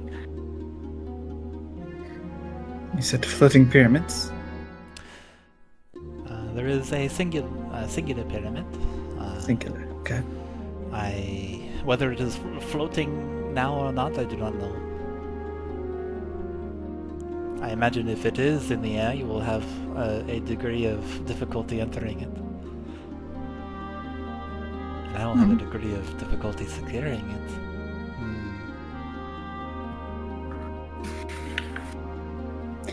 Well, if something was floating and then ceased to float, that I feel like that news would reach you rather quickly.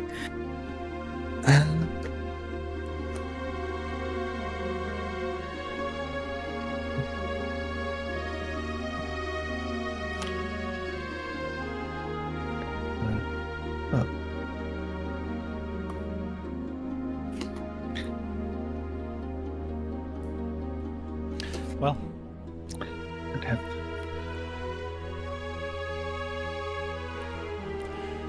nothing else. well then, I certainly smile upon you. Thank you very much. Let us work together now, yes? I would like to accompany you, but this wealth of information demands my time now. I will have to plan and do my own part. I will reconvene. Let us reconvene when you have succeeded in your task. Take all the time you need, no rush. But soon, yeah. we all only have a limited time on this on these sands, and one of the things I would like to do is make sure that everyone has enough time to enjoy it and make the best of it. I think with this information, one of the very best things we can do is to make sure that at the end of all of our companions in this worldly journey, at the end of the limited time, do not perpetually continue to walk without direction.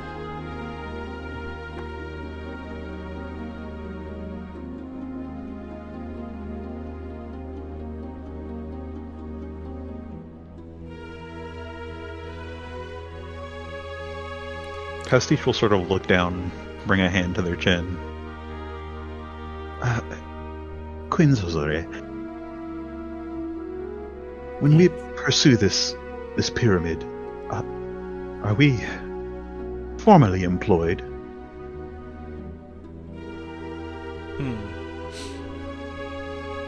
I suppose that is a good question. Why do you ask? Well, we ran into a few difficulties on the way here, and well, there were more than a few problems that could be solved if we mentioned we were employed by a queen such as yourself.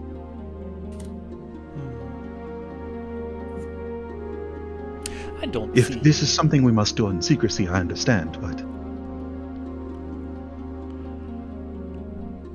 I don't see why we would need to maintain subterfuge, but... She kind of like does the cat licking their lips thing.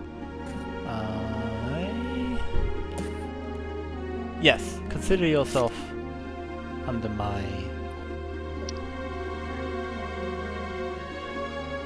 protection. As you wish.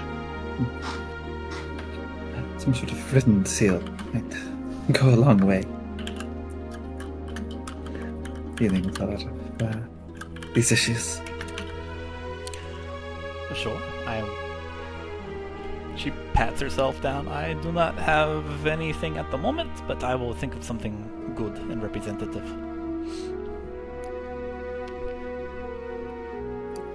Thank you. Pastiche, I would say only do that as a last resort, maybe? If Oh, you of were course. on official merchant queen business, they would pry. And although we have the best intentions of the continent of Khorzaire, some people may not see eye to eye. Yes, I do not intend to use this position as leverage. Chuman chimes in. We have definite proof of some others who disagree with your own beliefs. A pity.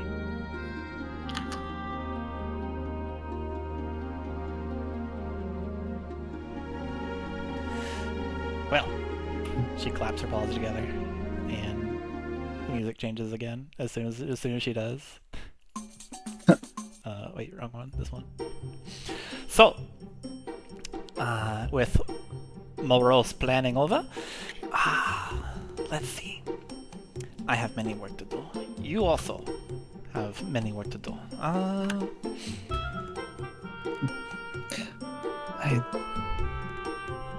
believe after such a long, arduous trek, it might be wise for us to take perhaps a bit of a reprieve before we go headfirst into another one.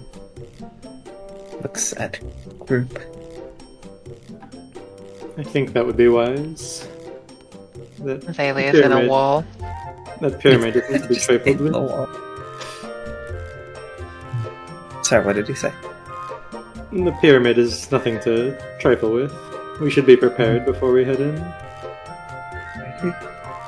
It would be most beneficial for at least me to get the exhaustion oil off of me. Yes. Please eat, drink, rest. It would behoove me to send you underway right away. If you are not prepared, please prepare yourself. And she's spinning the talisman like around a paw digit at this point, just whirling it. Very valuable magical item. Yeah. Yep. Do be careful with that. Yes. As soon as you say careful with that, it gets too high on her paw digit and like flings over to a corner. She runs over, and then goes and picks it up, scrambles, comes back, smiling.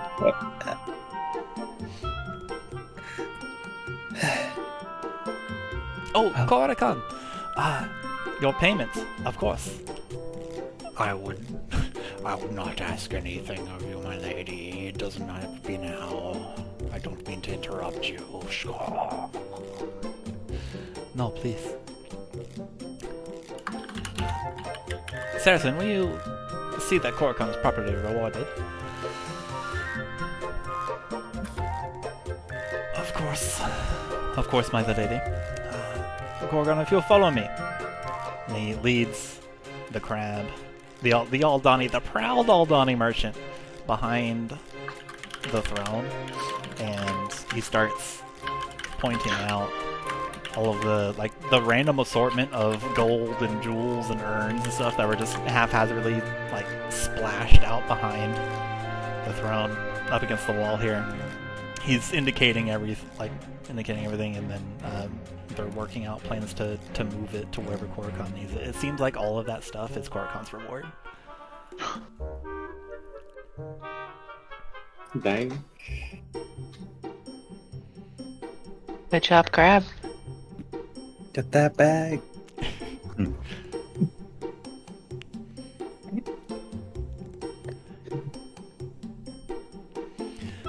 Zozore smiles and turns to you all.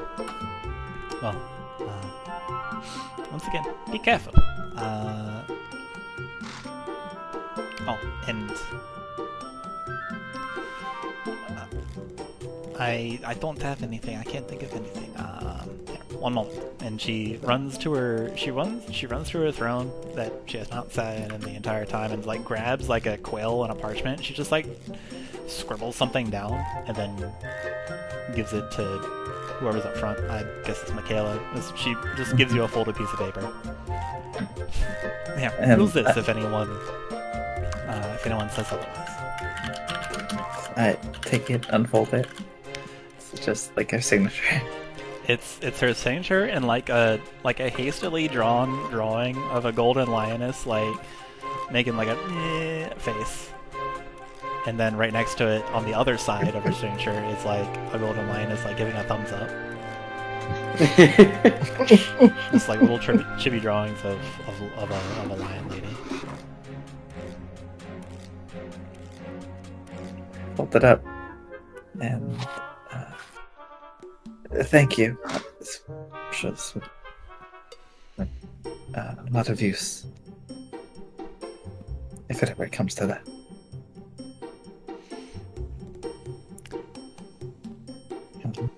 Well, if that is all, so I'll take my leave.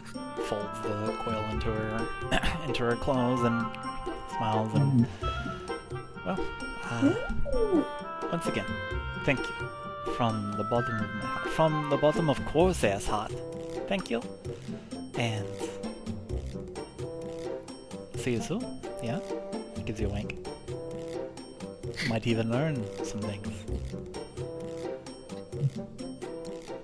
I may go to find out.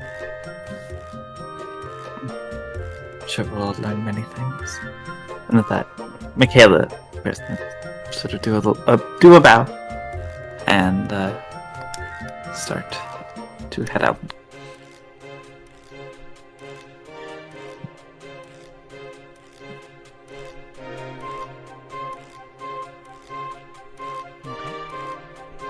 Chuman gets up from the chair and bows to Queen Zozore.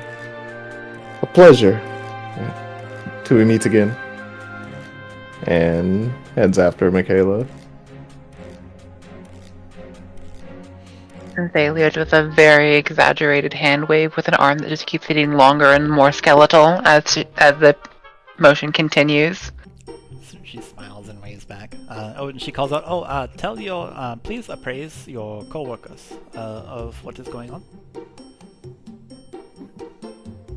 Xalia's owl 180s her skull and tilts. Stop, please. Turns around. The lioness if it's on heel. Smiles, still waving. So wait, is the thumb technically or where you first started? She starts walking backwards. Her head is backwards on her body. Backwards, back towards her or away?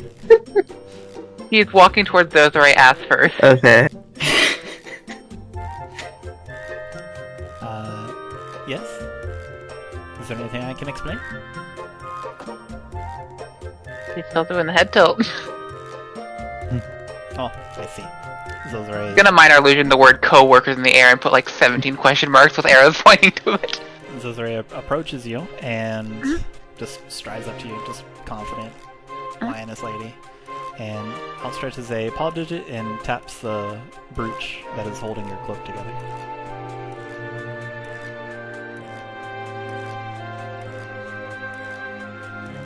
Oh, she's gonna. Okay, yeah, I knew that.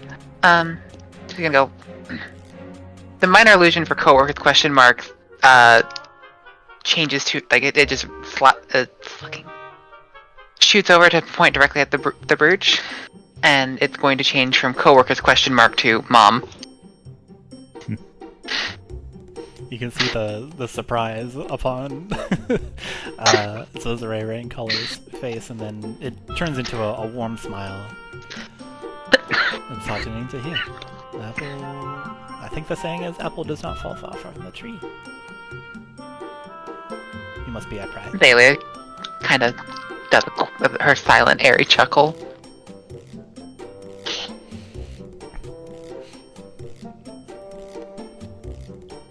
You must be a source of pride. Again, it smiles. And then thumbs up.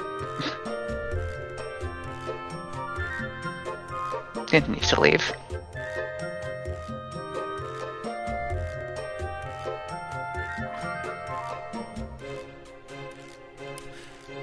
Twig waves goodbye and says, thank you for everything, Queen Zozore. It's good to know that you're working to stop this curse as well. It's taken too many good people. Zozore, like, surges towards you and grapples you in a hug. My goodness. And she kind of says quietly into your arm, I'm doing all that I can. Twig, recoils in surprise, but after a moment, returns the hug tightly. No, go. And she turns you around and, shoves you in the back of the shoulders. And then looks at you, Pastiche. As everyone else starts off, Pastiche will kind of meekly approach Lady Zozore. If there is aught else I can assist you with in the meantime, please don't hesitate to ask. I don't know all that I can do, but you must understand this talisman is my first lead. My first tangible lead. If you need an extra pair of eyes and ears on the street, anything at all, please.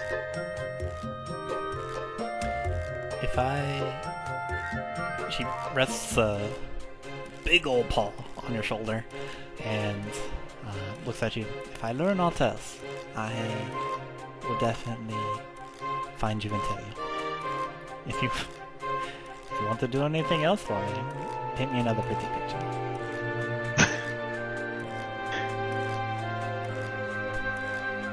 If that is what you wish.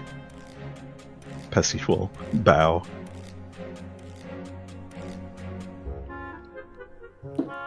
Pause. And then turn.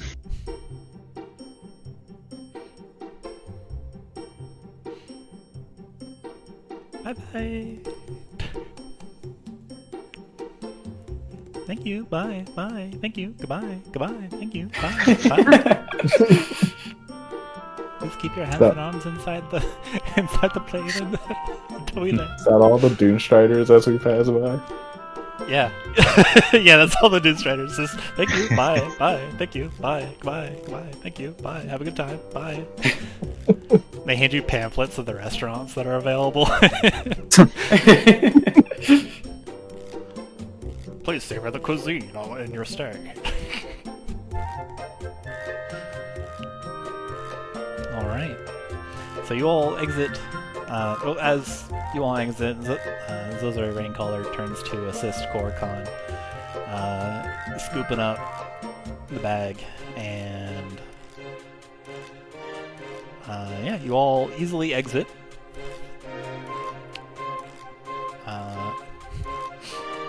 Merchant Queen, the Merchant Queen's house, and by golly, you're back in the sun. The nice balmy temperature. The sunlight upon your face is it's like a tingly sensation of warmth, and you're back into Khorzaire. You have been ensnacked. You have been encoffeed. So, satiated, and both, physically and perhaps mentally with all this knowledge, planning, and more, and with and you have all prescribed to yourselves your next destination. What would you like to do?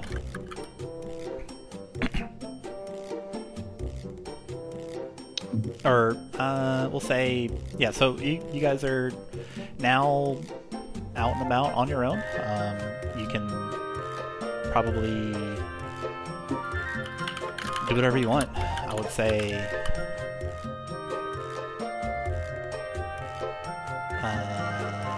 I would say nothing. I'm gonna shut up. What do you guys do? My goodness. We're still a little bit roughed up from the last encounter, Indeed. so nap might be appropriate. Yeah. Take it easy for a while, probably. Bath and a shower, yeah. Okay. Yeah, give it some time to just be in a city, not on a quest, I guess. Okay, cool. The Luxnox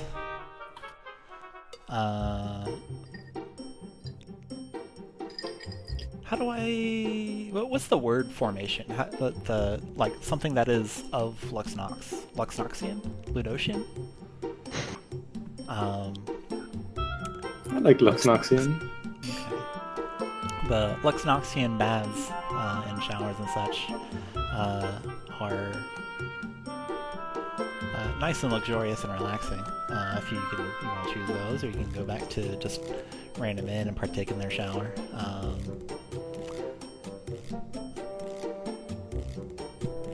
So you guys do that. Give me a gold though, each of you, Okay. as you relax. As you spend the day relaxing, it costs a gold. Oh, there's money. They moved it. Desperately trying to remove the smell of sewer. Oh, Yep. Prestidigitate only does so much. Yeah. in the like above every Khorzaire kitchen, there's a sign that reads like "Prestidigitation is not a substitute for cleaning your dishes with soap." So yeah, you are able to relax, spend the day recuperating yourselves and rejuvenating your bodies, and getting rid of this awful smell that kind of encroached upon your clothing and skin as you were down in Nasty Land. And you smell like a person again, a bit more fresh. Clean linens abound. Nice. Yeah, so I guess as it comes to the evening, as you all were lounging around, probably come together and hang out, we'll bring you to the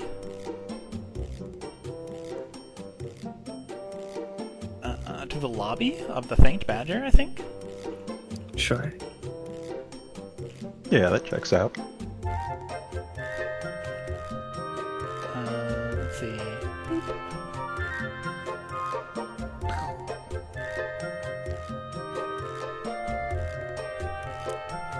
As you're all just chilling, maxing, relaxing in the Thanked Badger, I did not preload this, so you'll slowly drip in. There's between you all, we'll say you're at a lovely like big round table where you can talk amongst yourselves.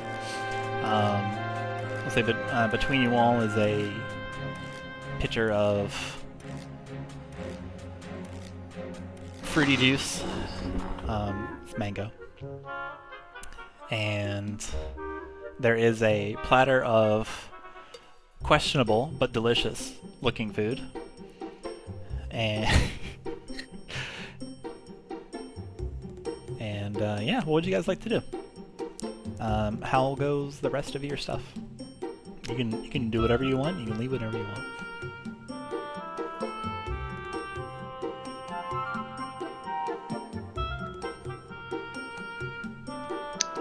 Pastiche is going to lightly wrap their claws on the table for a while, bounce their leg a bit, stand up and leave. Goodbye. They're going to search for a small shop. Preferably one with things like notebooks and parchment. Okay. Roll me a.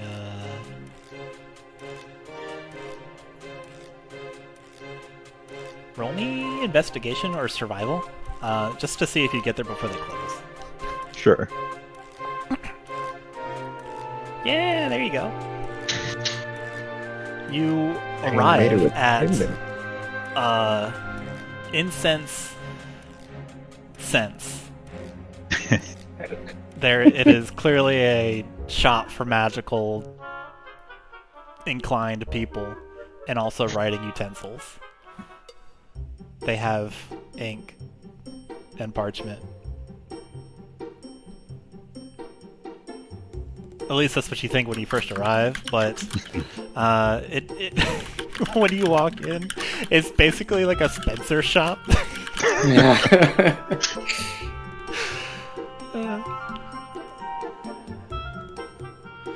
But what are you looking for here?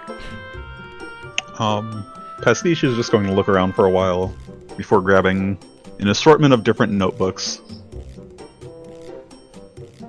Lots and lots of ink. And a few extra pens. Okay. The assortment of ink is like regular ink and like disappearing, reappearing ink, and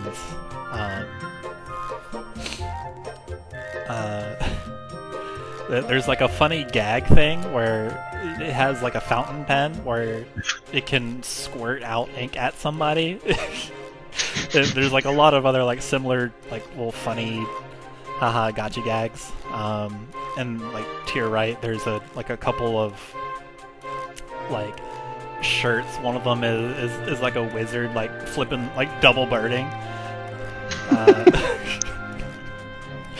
And yeah, sure. There's a couple of, like composition books. One of them is just binders of. Sorry, 3-ring binders. There's all sorts of books. You can get whatever you like. There's lots of different paper, like construction paper and parchment, and yeah, you can grab whatever you want.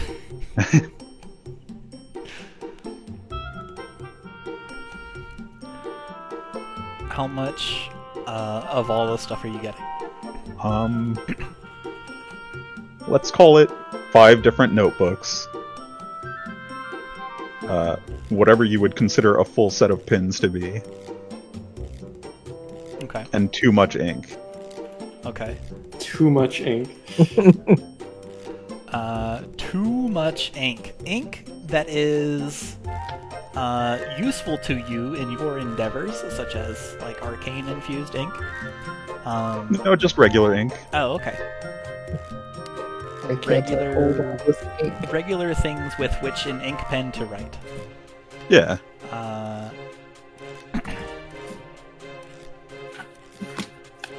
Ink actually costs money because of how difficult it is to make. Naturally. Too much ink is going to cost you. Do you have like a roundabout volume? More than enough to fill every single notebook. Okay. The ink alone is going to cost you 200 gold. Okay. As you get 20 bottles of it. Oh my goodness. The notebooks are easy. Those are going to be 3 silver. Okay. Let's see. How much is parchment?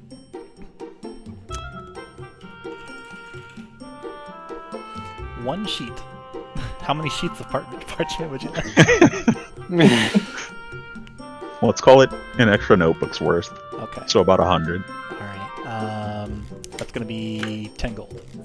For all that. Okay. For all like for the books and the extra parchment together. We'll call it that, 10 gold. Sure. And then as Pastiche grabs hold of all this and recognizes how unwieldy it all is, they're also going to look around for a carrying case of some kind. Okay. There are a variety of carrying cases. What would you prefer? Something sturdy. Okay. You find, let's see, a rucksack comes to mind. What is a rucksack? You find a, oh, that's kind of big. Yeah, you find a rucksack. That looks sturdy. It's like this large kind of traveling backpack. It's rectangular in shape. It's got pouches on the side. Okay, yeah. Lots of different compartments. Lots of different compartments. It's got like a top fold over that also kind of rolls. It's got a place to hold, it's got like a second set of straps to hold and secure a map. Typical like super duper traveler gear. Looks sturdy. Perfect. That is going to be 2 gold. All right. And as they approach the counter, place all of their gold there, complete the purchase.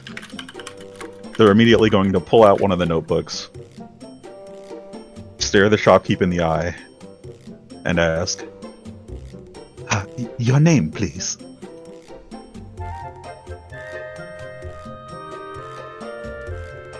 Make a persuasion check.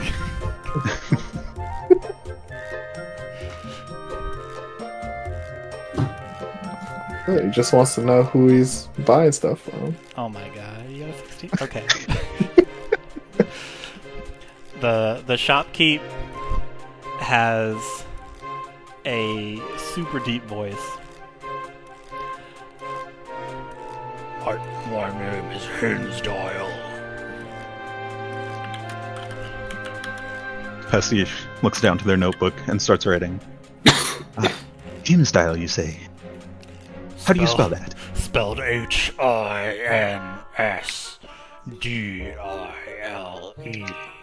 Hinsdale.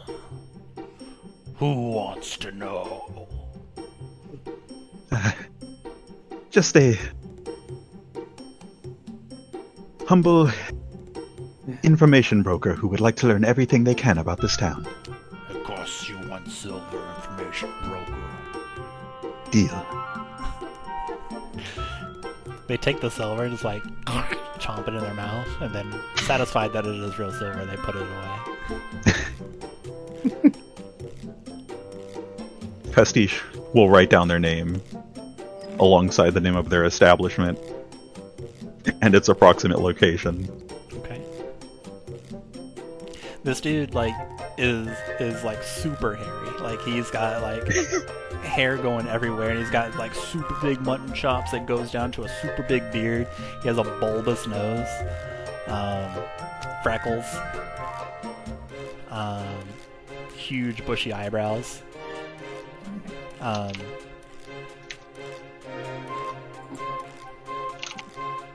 The color of all this hair is red.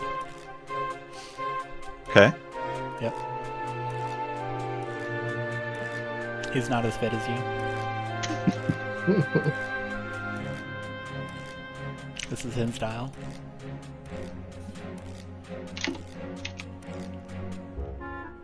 The shopkeep of Incense Sense.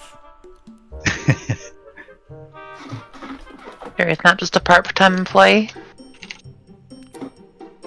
We're not sure.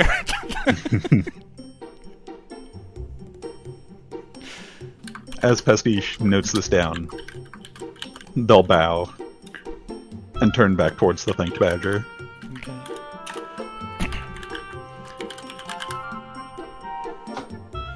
As you exit this place of ultraviolet lamps and and smoke machines back into the sun, it's almost like blazing at first. You're like, ugh.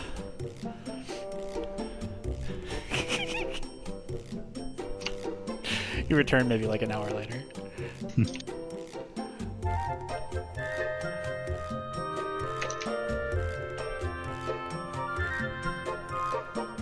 Nice. Love it. Xalia's probably for herself gonna wander off and try to find like a training hall somewhere she can find a dummy, basically something she's allowed to stab. Okay. You find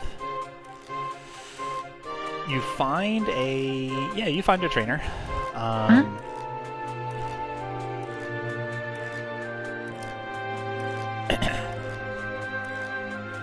Yeah. What are you trying? Are you just like hitting the dummy? You're trying to learn something specific, or? He's trying to see what happens. She's studying Soot Whisper. Oh, okay. So you found a training dummy and like, okay. You find a trainer dude.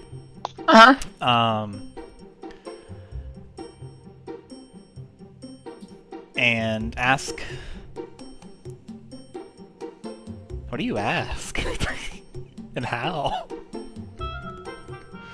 I mean, she doesn't know exactly what Soot Whisper does, so she's putting it to like experiment.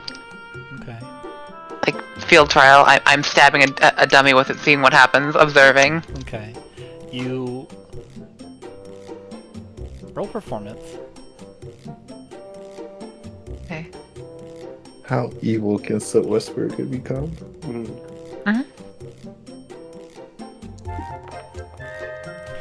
Uh-oh. Very performative. You hold up this obsidian dagger and like make stabbing motions to try to mime what you intend to do at this trainer place, and what services you would like to prescribe, and you succeed in getting everyone to vacate the area. They were so nice that they just let you have the place all to yourself. Alright. There is Perfect. no one around.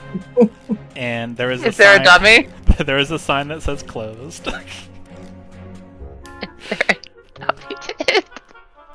And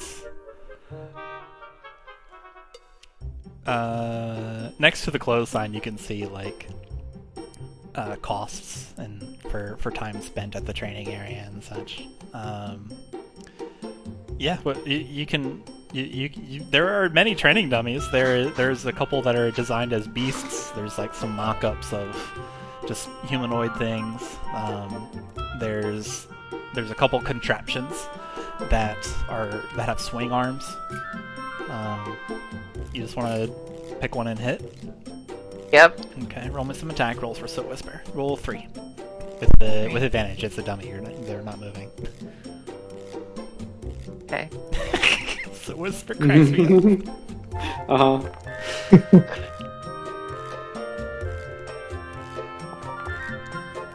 Hey, natural 20. Only for Soot Whisper. Although it's almost 2 of them. Almost. Alright. You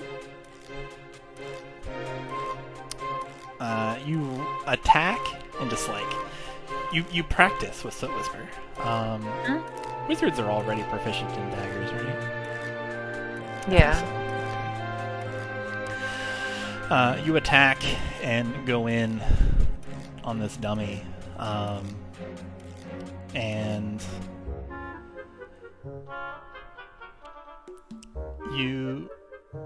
nothing seems to happen, but your critical hit lets you glean into the workings of Soot Whisper, and you're spending time with it, so you roll me an Arcana check.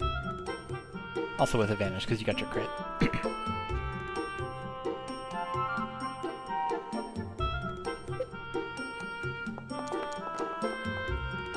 Hey, okay.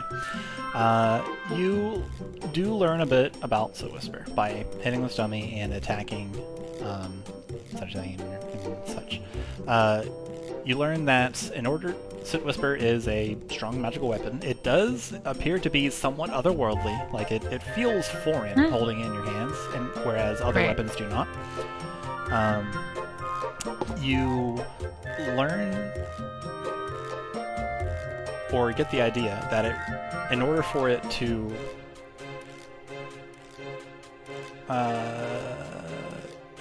have the effects that you've been experiencing with it, it does require a living target. So attacking the dummy is unfortunately not bringing forth anything. but when you do find that it is a living target, and the target has to be on the cusp of death, and you get the sense that Soot Whisper has an inclination to help these living targets shuffle off this mortal coil.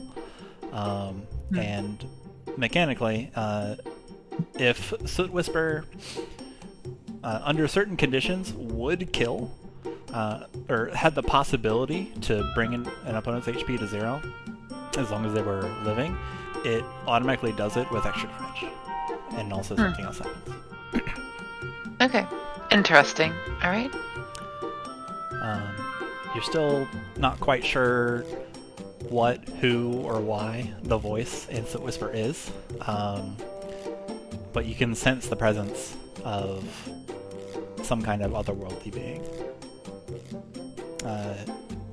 It's not necessarily it is not a sentient weapon, like it doesn't think for its own, but you do sense a presence, like an otherworldly presence inside it. And Okay.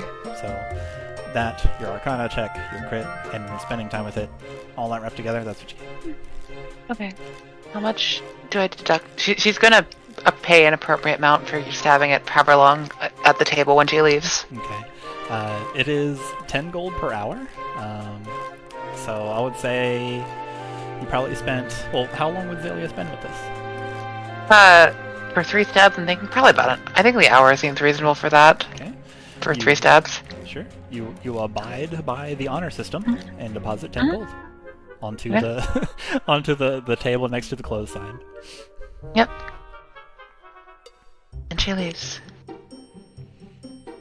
Alright. Nice. Anybody else for the rest of the day?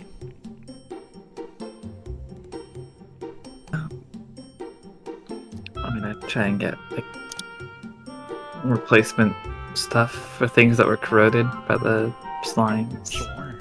like armor. So buy just like a new, or looking if there's any better medium armor that I can wear. It's better than 12.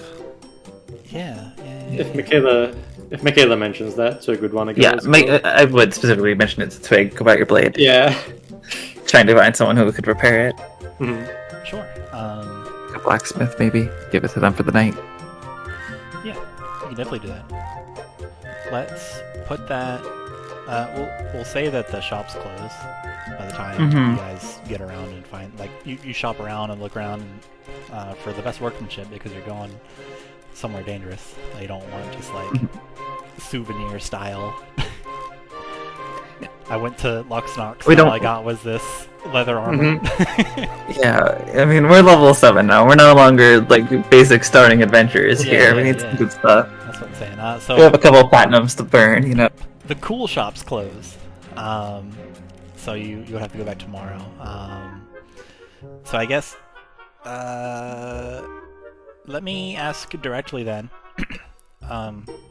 For you guys to determine how long you spend preparing in Luxnox before you head east towards the next adventure. Or the next step of this adventure. I would definitely want like at least a day or two just to restock on stuff and prepare. Yeah, about 2 days. 2 days at least for Chuman. If anyone wants like longer to research or whatever, that would be fine too. Yeah, I mean, I was in my mind. I was thinking maybe like a couple days to like probably at most like no more than a week. Case, but like yeah, like definitely like some time. We immediately set out again. A few days at the very least. And then what, minimum 3? Seems fair. Unless someone like specifically has something they want to do that would like take a week or so. But, yeah. Well, however long we aren't doing things, Pastiche is just going to be walking around the town, familiarizing themselves learning all the shops and locations and the people who run them. Being a civilian. Not quite. Composing a hit list. It's just an advanced civilian. Being an agent.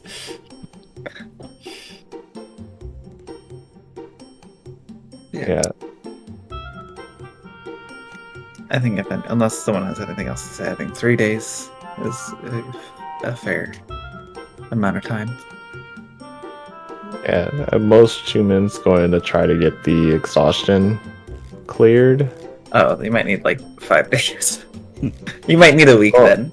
No, because With delicious food in Khorzaire, 3 days would be enough. yeah, Okay. 'cause, short rest also clears it by 1. Oh, did they? Oh, okay. Yeah. The healing power of coffee. Copy. Uh-huh. Alright, so like 3-ish days, 4-ish days. Yeah, Yeah. sounds Yeah. about right. Sounds good. Alright. Then, let's see here. I guess we'll handle, like, purchasing things outside of the game, maybe, or we can bring it up at the beginning of next session. If we want to roleplay it. But yeah, I'll need to know what you guys want to get up to over the next 3 or 4 days. Twig and Makayla, absolutely, you can go and get some stuff. Yeah, anybody can do whatever they want. I didn't realize the conference with Lady Zozore would take as long as it did. But there are some things of news that I can tell you right away. Yeah, Makayla and Twig, you definitely find some stuff. You find a cool shop that has some really well-crafted kind of masterwork items or masterwork gear. Very, very nice.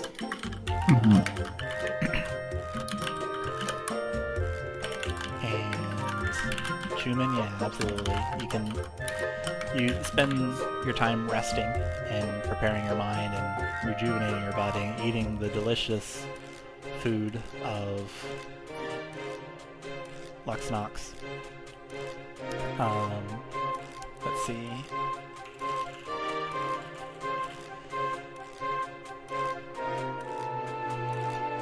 Yeah, Chuman will definitely do more throughout the rest of the 3 days, but I'd say that for tomorrow.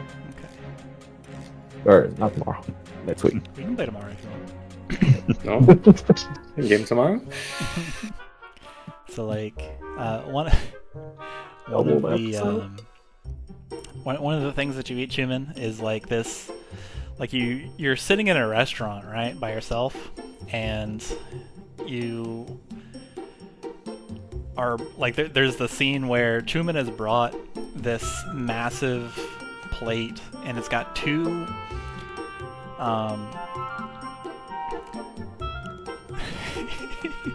I'm trying to say which adjective to say first. It's like they're mozzarella balls, right? They are 4-pound mozzarella balls. And Oh my god. They're crusted with like rice-a-roni, and then they like sprinkle on kind of like confetti, like just attached to it somehow with with food glue. Is just like shaved lamb, shaved pork, and then it looks like it's been like blasted with an air cannon, and out of the air cannon came out like some kind of cream sauce, and it's just dripping off the plate, and it's served nestled inside a like a tempura pickle, and there's a side of like ultra well done duck skin, and then they give you extra wet napkins. This is the food that brings you back to that brings you back to normal. Chuman is just like rubbing his hands and then ready to go.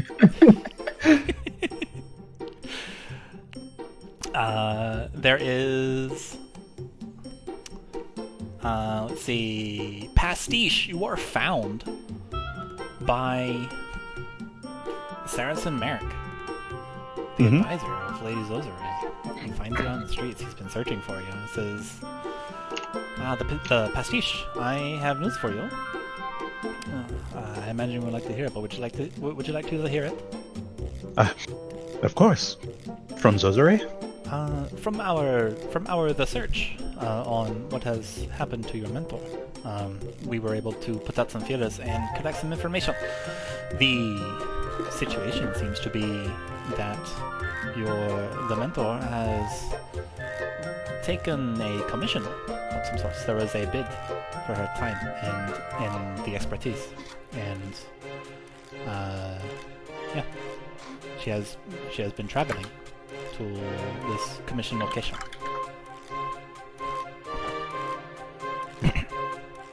Do you have any clue what location that may be? I do. We managed to find that out as well. She is in... checks his notes. She is in the lovely nation of Olga, positioned in Zozo, the capital city. There she performs the commission. Okay. I hope she finishes it soon, because we are all remiss for missing out on her luxurious art.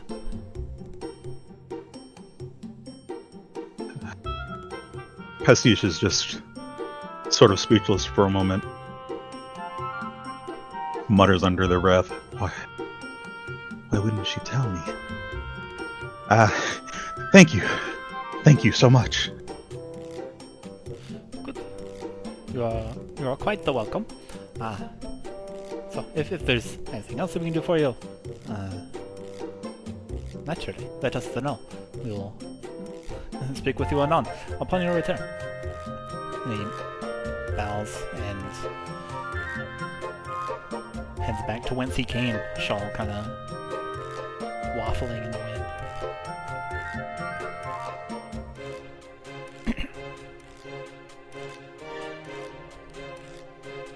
Pastiche is just kind of standing around town lost in thought for a good half hour or so before continuing on their learning journey.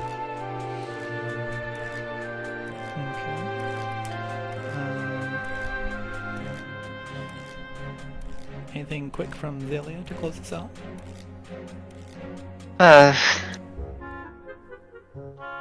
Nothing in particular now. Okie dokie. Xalia is pondering. Was doing sort of Suit Whisper stuff, right? Yeah, Xalia is pondering Soot Whisper, and I mean, okay. Yes. The other thing, like she's gonna go for joy flights frequently. Okay. Love it. Sure. Yeah, you frequently fly above the sandy streets of Luxnox. You spot your companions a few times. You've been around them for a while. They kind of stick out to your eyes now. Okay. So you can you see them kind of move around, and you also see a few sights. And we'll come back to that another time. They are going to periodically be swooped down upon by a creature. All right. Let's see. And also, yeah, so periodically,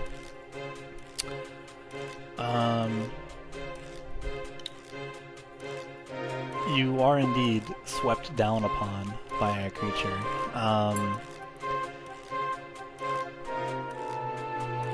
Twig,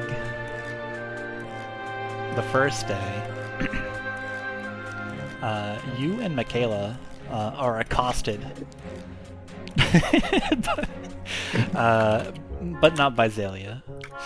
Why not? Well, actually, just kidding. The way this happens, yeah, Xalia flies down and swoops down upon you, and then accosts you, and there's that thing. And then Xalia swoops back up into the air, flying as free as as she can be in the air, and then you are immediately accosted again. You think it's Xalia for a moment, but then you turn around and you see there standing a creature. It is, unfortunately, something you have seen before. It is a creature wreathed in metal armor with a jackal mask, and it stands there menacingly, with like golden and like cerulean blue ornaments, and it violently cuts off the music as the two scimitars next to it bursts out and from steam, and it descends upon you two.